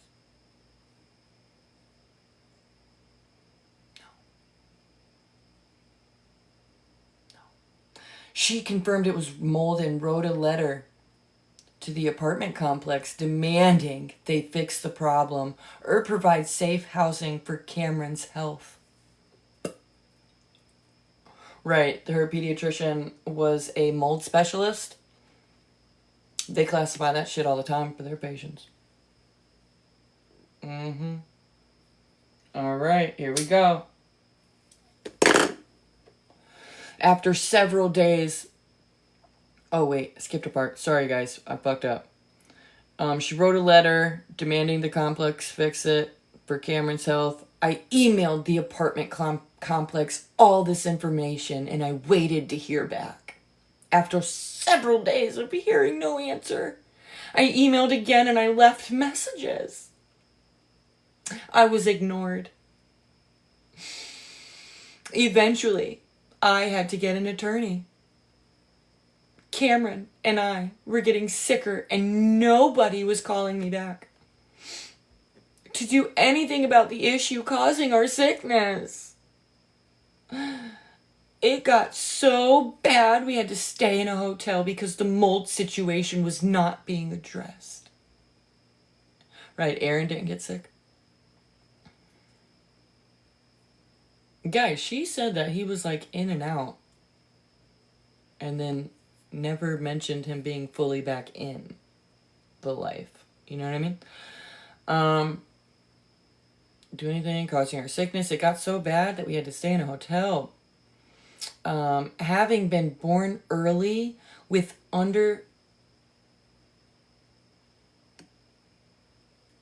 having been birthed premature, you mean? Okay. With underdeveloped lungs and having asthma, the mold was really taking a toll on my breathing. Was it? Yeah, she's portraying Aaron as a piece of shit, for sure. I'd be mad, Aaron. Right. Underdeveloped lungs.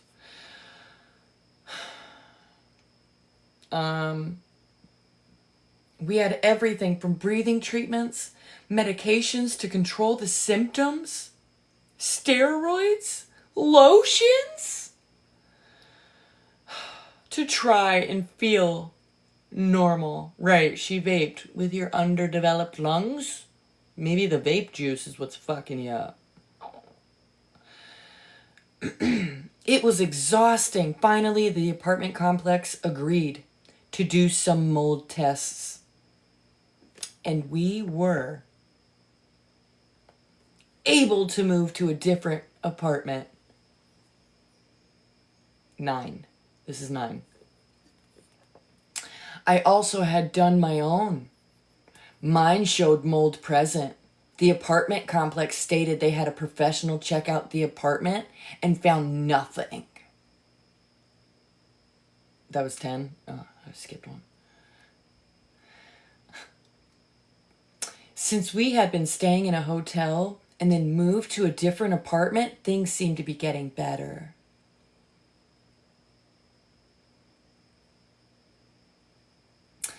After a few months of the sickness returned. Dun, dun, dun. Again, headaches, rashes, respiratory issues, difficulty breathing, vomiting, other flu-like symptoms? Right. Look at your fingernails. Clean them. You got fucking Ebola living under that bitch.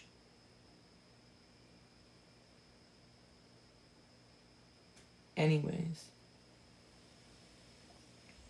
They found, as she put the names of the fucking mold. She put the fucking names of the mold.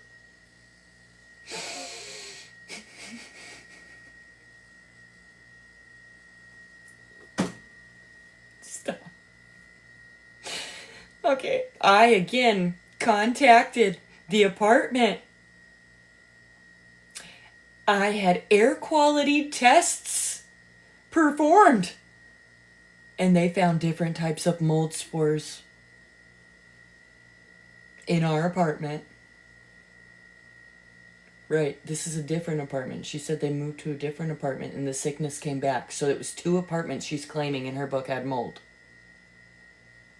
2 apartments. 2. Yes, they found aspergillus, penicillium, asbestos. Wait. You had asbestos in your apartment?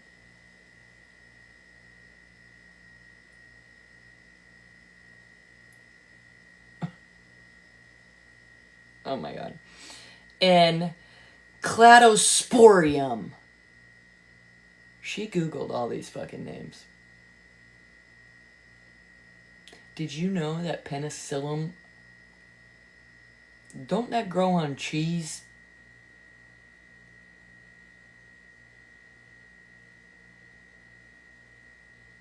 Or some bullshit, ain't it food? Anyways, I had to see a pulmonologist and an ENT, ear, nose, and throat specialist during this time. I had a procedure done through my nose to check my sinuses and vocal cords. So like an endoscopy? Is that what it is? Right? Yeah. Okay. I dropped out of nursing school. I didn't finish, but okay. I'm a little rusty, but yeah. I was diagnosed with vocal cord issues and severe sinusitis. Okay. Meanwhile, Cameron's health was also worsening. He was constantly wheezing, coughing, and had runny nose. Had a running.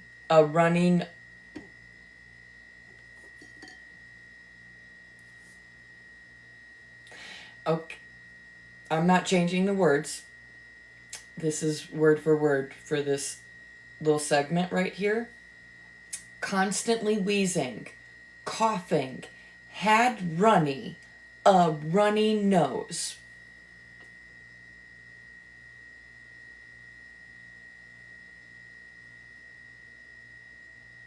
Okay. Got it. The nose was runny. Understood. And was always covered in a rash. You know, that happened to my daughter, and it turned out to be dye. Maybe cut that shit out. Just saying. Yeah, it says had a runny nose. I don't think you had a fucking editor, girl. You did this your damn self.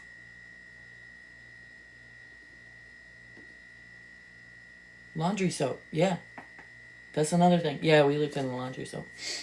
But she would get hives on and off for a minute, and it turned out to be, it was red dye that was causing her to break out. So I cut out red dye and she cleared up. So,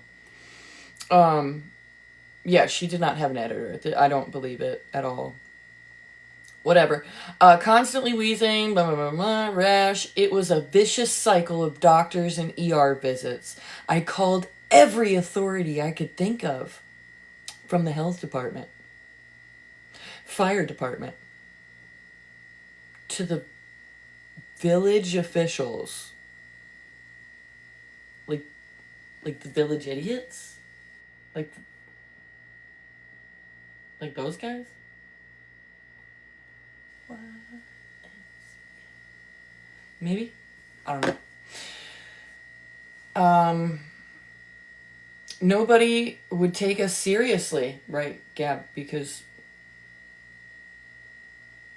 they laughed. We are all laughing. I refuse to give up. On what? Okay? On what? I know, I was just kidding. It was just a joke. Alright, after months of ignoring the problem and nobody listening to us regarding the mold situation, this is all one sentence, we finally got a letter from the apartment complex. I thought maybe they were finally going to fix the mold. I was wrong. The letter instead stated we needed to move out. They said if we moved out by November 13th, it would not be considered... It would not be considered eviction. Gabby, didn't you say that you were being evicted because you didn't pay rent?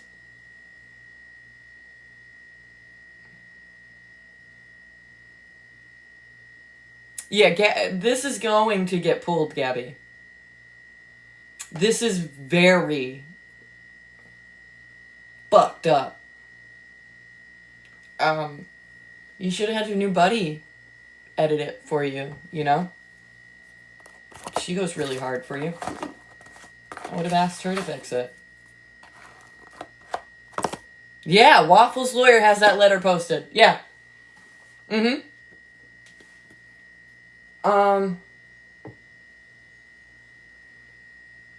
They said if we moved by November 13th, it would not be considered eviction. We did not move out. I love you. So, you didn't move out, Gabby, so therefore you were evicted. Girl. We received an eviction notice. We did not move out. November 28th, we received an eviction notice, and we had not been paying rent due to the apartment complex not providing us with a safe place to live. Babe, they had people come up in there and test, and you just had regular household molds. That's not going to cause an issue with... You seem to just, like, want to skate by life. I feel like you're trying to find a lawsuit so you could just sit on your ass for the rest of your life. It's not going to work. Just saying. You'll end up in jail before you get a lawsuit. We received blah, blah, blah, blah, blah, blah. We had not been paying rent. You hear that? You hear that? Okay. We couldn't afford an attorney. And the apartment complex took us to court. Well, that's what happens when you don't pay your rent, silly ghost. Although we had mountains of paperwork from doctors, you mean... Wait. Mountains of paperwork from doctors. The only doctor that you said is the pediatrician. Girl. And tests proving the mold spores. The leasing office won. Right.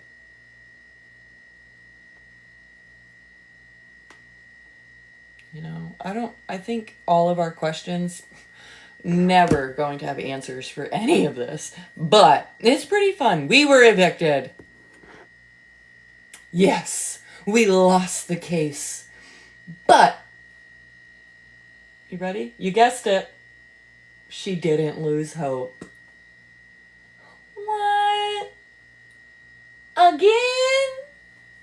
Girl. If only hope kept a roof over your head, girl. You should have held on to a job more than hope. Sorry. I decided to save the money. What money? And hire a lawyer to fight for damages. See, you're looking for a lawsuit. You want to fucking sit on your ass. We suffered pain, medical bills. I bet you was on state insurance. You was fucking loss of income. Where? You quit your job way before this. Anyways. And expenses to stay in a hotel. I was going to fight for what I thought was right. Listen, if those molds found in your apartment were toxic, your landlord definitely would have paid for you to be up in a hotel until he fixed the problem, okay? Now, because no harmful mold was found, you lost, okay? I'm not really sure what you're not understanding. You fabricate this shit in your head to make it sound like your life is hard and your life is so bad and you've been through the ringer and you're not giving up and you're fighting and you're innocent. Whatever. You're not any of that. Anyways, while everything had been going on with the apartment mold, sickness, and Cameron's diagnosis, I had found an app called TikTok. I think you found TikTok before the mold. Just saying. Do you have any concept of time? Are you like a dog?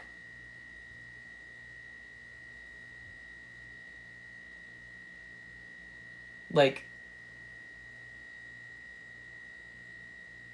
what? Yeah, we saw this shit, Gabby. Why are you trying to act and rewrite the shit that you did that we've seen? Why are you trying to rewrite it? Bitch, I use this app to share my story. What fucking story?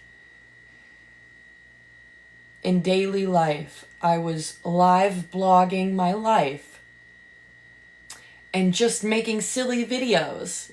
You call brushing your teeth with toilet water a silly video? You call licking a fucking raw egg off your floor a silly video? No, you're fucking gross, okay? You made out with your wall. You're weird, alright? You fucking drank dog piss. You're fucking gross, okay?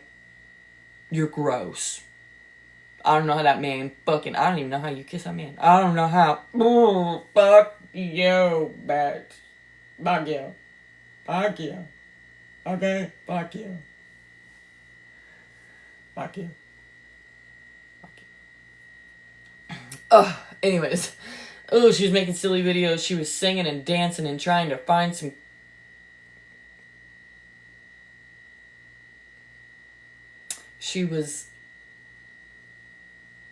I was singing and dancing and trying to find a community of people I could relate to. So weren't you just saying the other day how we were all like wanting to sit with the cool kids? But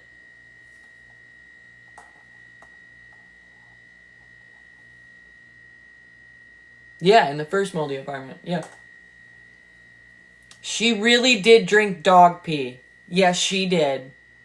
She wiped that shit off her, and a dog treat with sauce, dirty fucking mop water.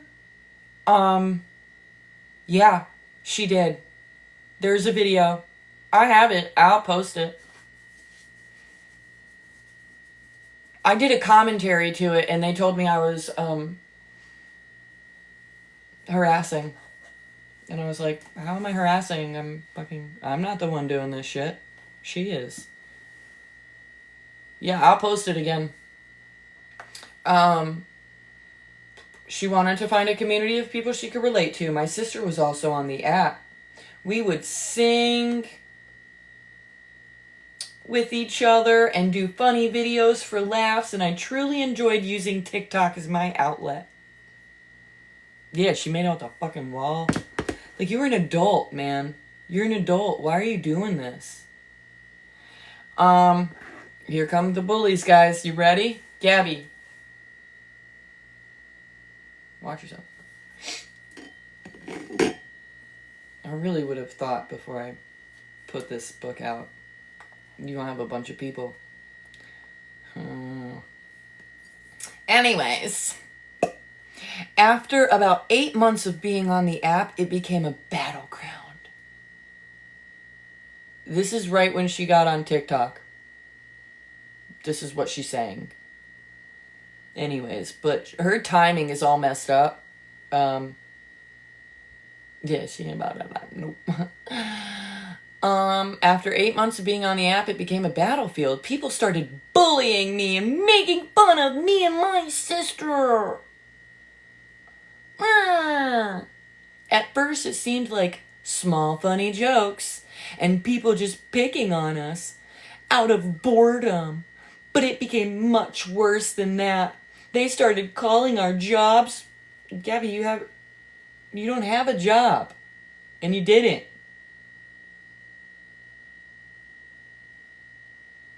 Child Protective Services, well, they needed to be called. Our families, I don't know why they haven't fucking stepped in and locked your asses up. It wasn't just online bullying. They were going real life. I want to know who they is. Who are you referring to? If you're referring to a whole group of people, oh dear. I think you just fucked up. Ooh. Ooh, you fucked up. You fucked up. Who's suing Gabby? They were going real life. They also didn't want my sister and I to be close. No, you treat your sister like garbage. Babe. Garbage. Garbage. You know? You do. It wasn't just online bullying. They were going real life. They don't remember. They would start going back and forth in our chats, creating false stories and things the other sister had said.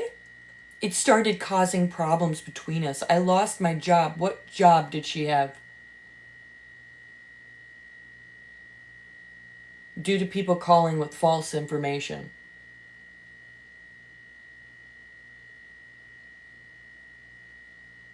Ah, yes. Okay. Yes. All right. So I'm drawing a blank. See, there's certain things I can't remember. This book, this pamphlet has me all fucked up in the head, guys. No, the gymnastics. Yeah, she showed pictures of yeah. Yep. I lost my job due to calling with false information. Negative, ghostwriter. Negative. These online bullies were even calling the police for no reason. Huh. I truly had no idea why people seemed to hate me.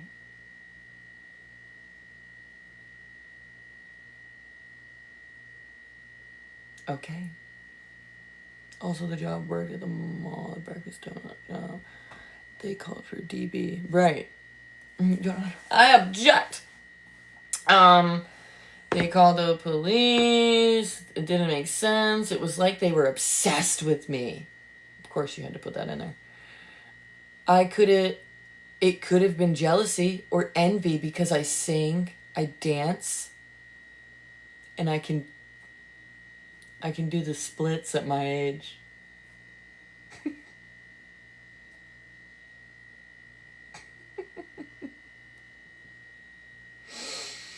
I wasn't sure. But it was crazy how much hate I was getting and the things that people started doing. Hey. I didn't really know how to handle the online issues, but I kept going with sharing my life online. One day a viewer mentioned the phrase, "let them." I read all about what "let them" meant.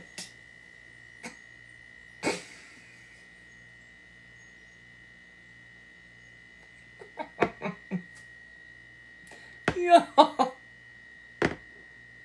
Yeah. I needed to just let people talk, let them say and do whatever they wanted to do, and try not to let it affect me negatively. I decided to get a tattoo with those 2 words as a reminder. I told myself I was stronger.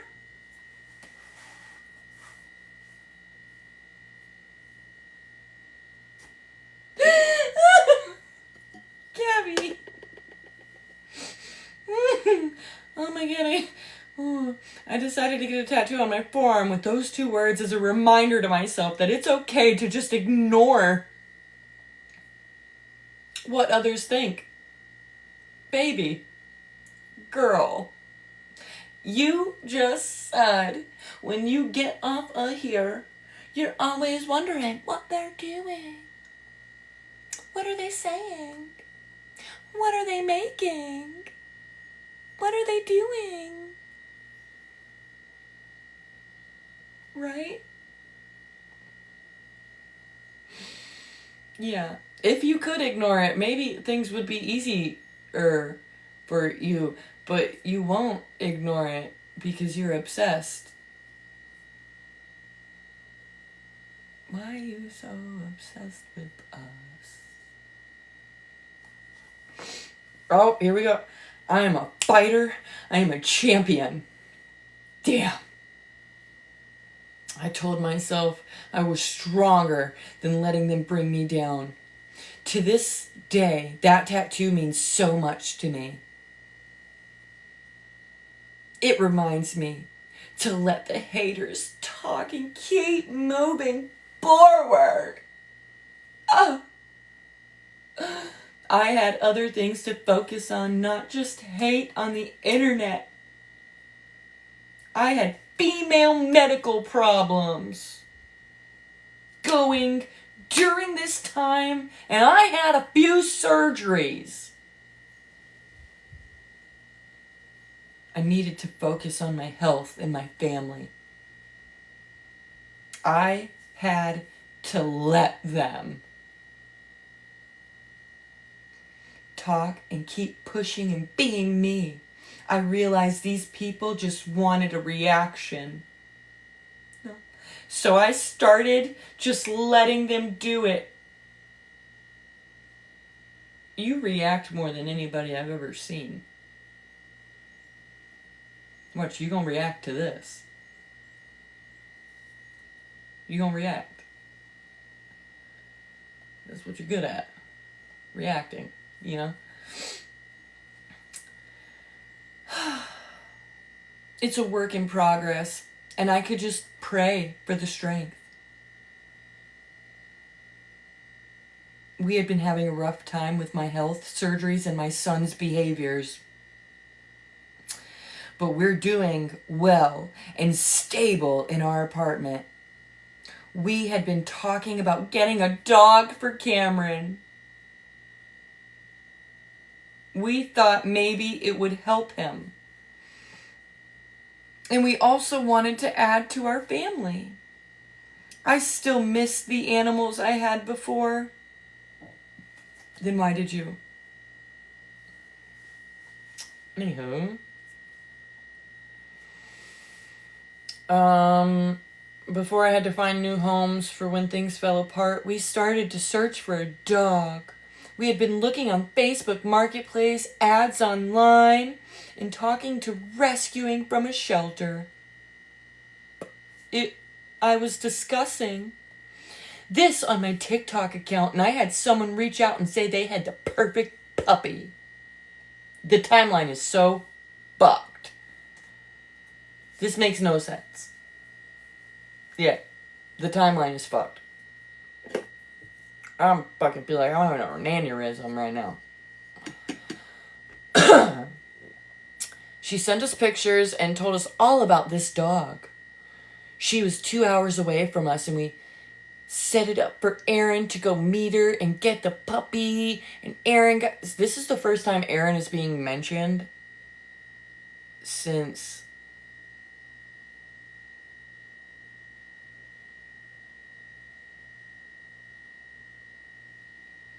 Yeah. No. No, not yet. Yeah, since they went back to Chicago. This is her story. Right. Well, I'm reading it. Bitch. Sorry. Erin got there and this lady never showed up. I tried messaging her and she had blocked me. It was all fake. Fake pictures, fake story, fake dog. We were devastated. The bullies got our hopes up and again messed with our lives.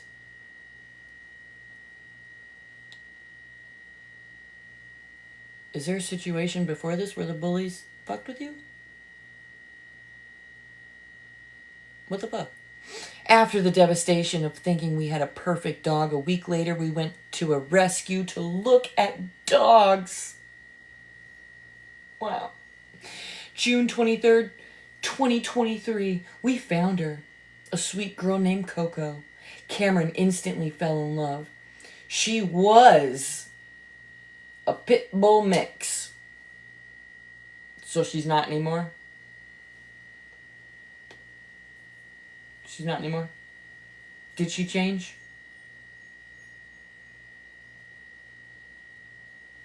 Okay. We wanted to get a dog that we could have trained as a service animal and an emotional support dog for Cameron. I did all the research and I filled out all the applications and prayed. I made it through the first round of application process. I made it through the first round of the application process. Sorry, that part was cut off. But was ultimately denied. Still, Coco became the best thing for Cameron. Right. She made GoFundMes. She stole another family's story. Didn't the service dog stuff take place in Florida? Or am I missing a chunk again? Yeah, she's now a Chihuahua. Beautiful Chihuahua. Okay, see, she's messing up my fucking brain with this timeline. I can't even get shit straight. Okay. Disregard me. They had about 3... Right. I remember... She fucking was freaking out. This was in Florida, though. She was freaking out, like... Yeah, I'm, like, lost right now. But I remember her, like, freaking out. Oh, my God, you were accepted! And it was in Florida. Right, no questions answered. Everyone's going to have more questions. And she's not going to answer any of them. Okay. Guys, now we're officially halfway through it. So I am going to save that for tomorrow. Yeah, the book is an absolute disaster mess. It jumps around way too much. You just start to fucking picture one thing and then she changes to another and it's just fucking... She's going to pretend all of her reviews are great. Absolutely. But yes, I'm going to hop on tomorrow morning. I know it's pretty late right now. I'm gonna jump on tomorrow morning. We'll have coffee and talk and do all that stuff. And it'll be from like, clearly I was on a lot longer than I intended to be because of that. But yeah, we'll be on tomorrow morning, like between like 10 and noon. I know it's like 4:30. Yeah, I'm gonna crash out, guys. Oh my god, thank you for the likes. Thank you guys so much for like hanging out. Really. I love you guys so much. I really do. Tomorrow I'm gonna be on in the morning. I'm gonna like crash, take a little nap. And yeah, I'm gonna be on in the morning. And I plan on going live tomorrow night. The kids are with their grandma still for the weekend, so I will be back. I love you guys so much. Thanks for hanging. I'm so glad you love it. I'm so glad you were laughing. It's 4:30 right now, so yeah, we're gonna call it a night, guys. And yeah, I'll see you guys in the morning. And don't let the bed bugs bite.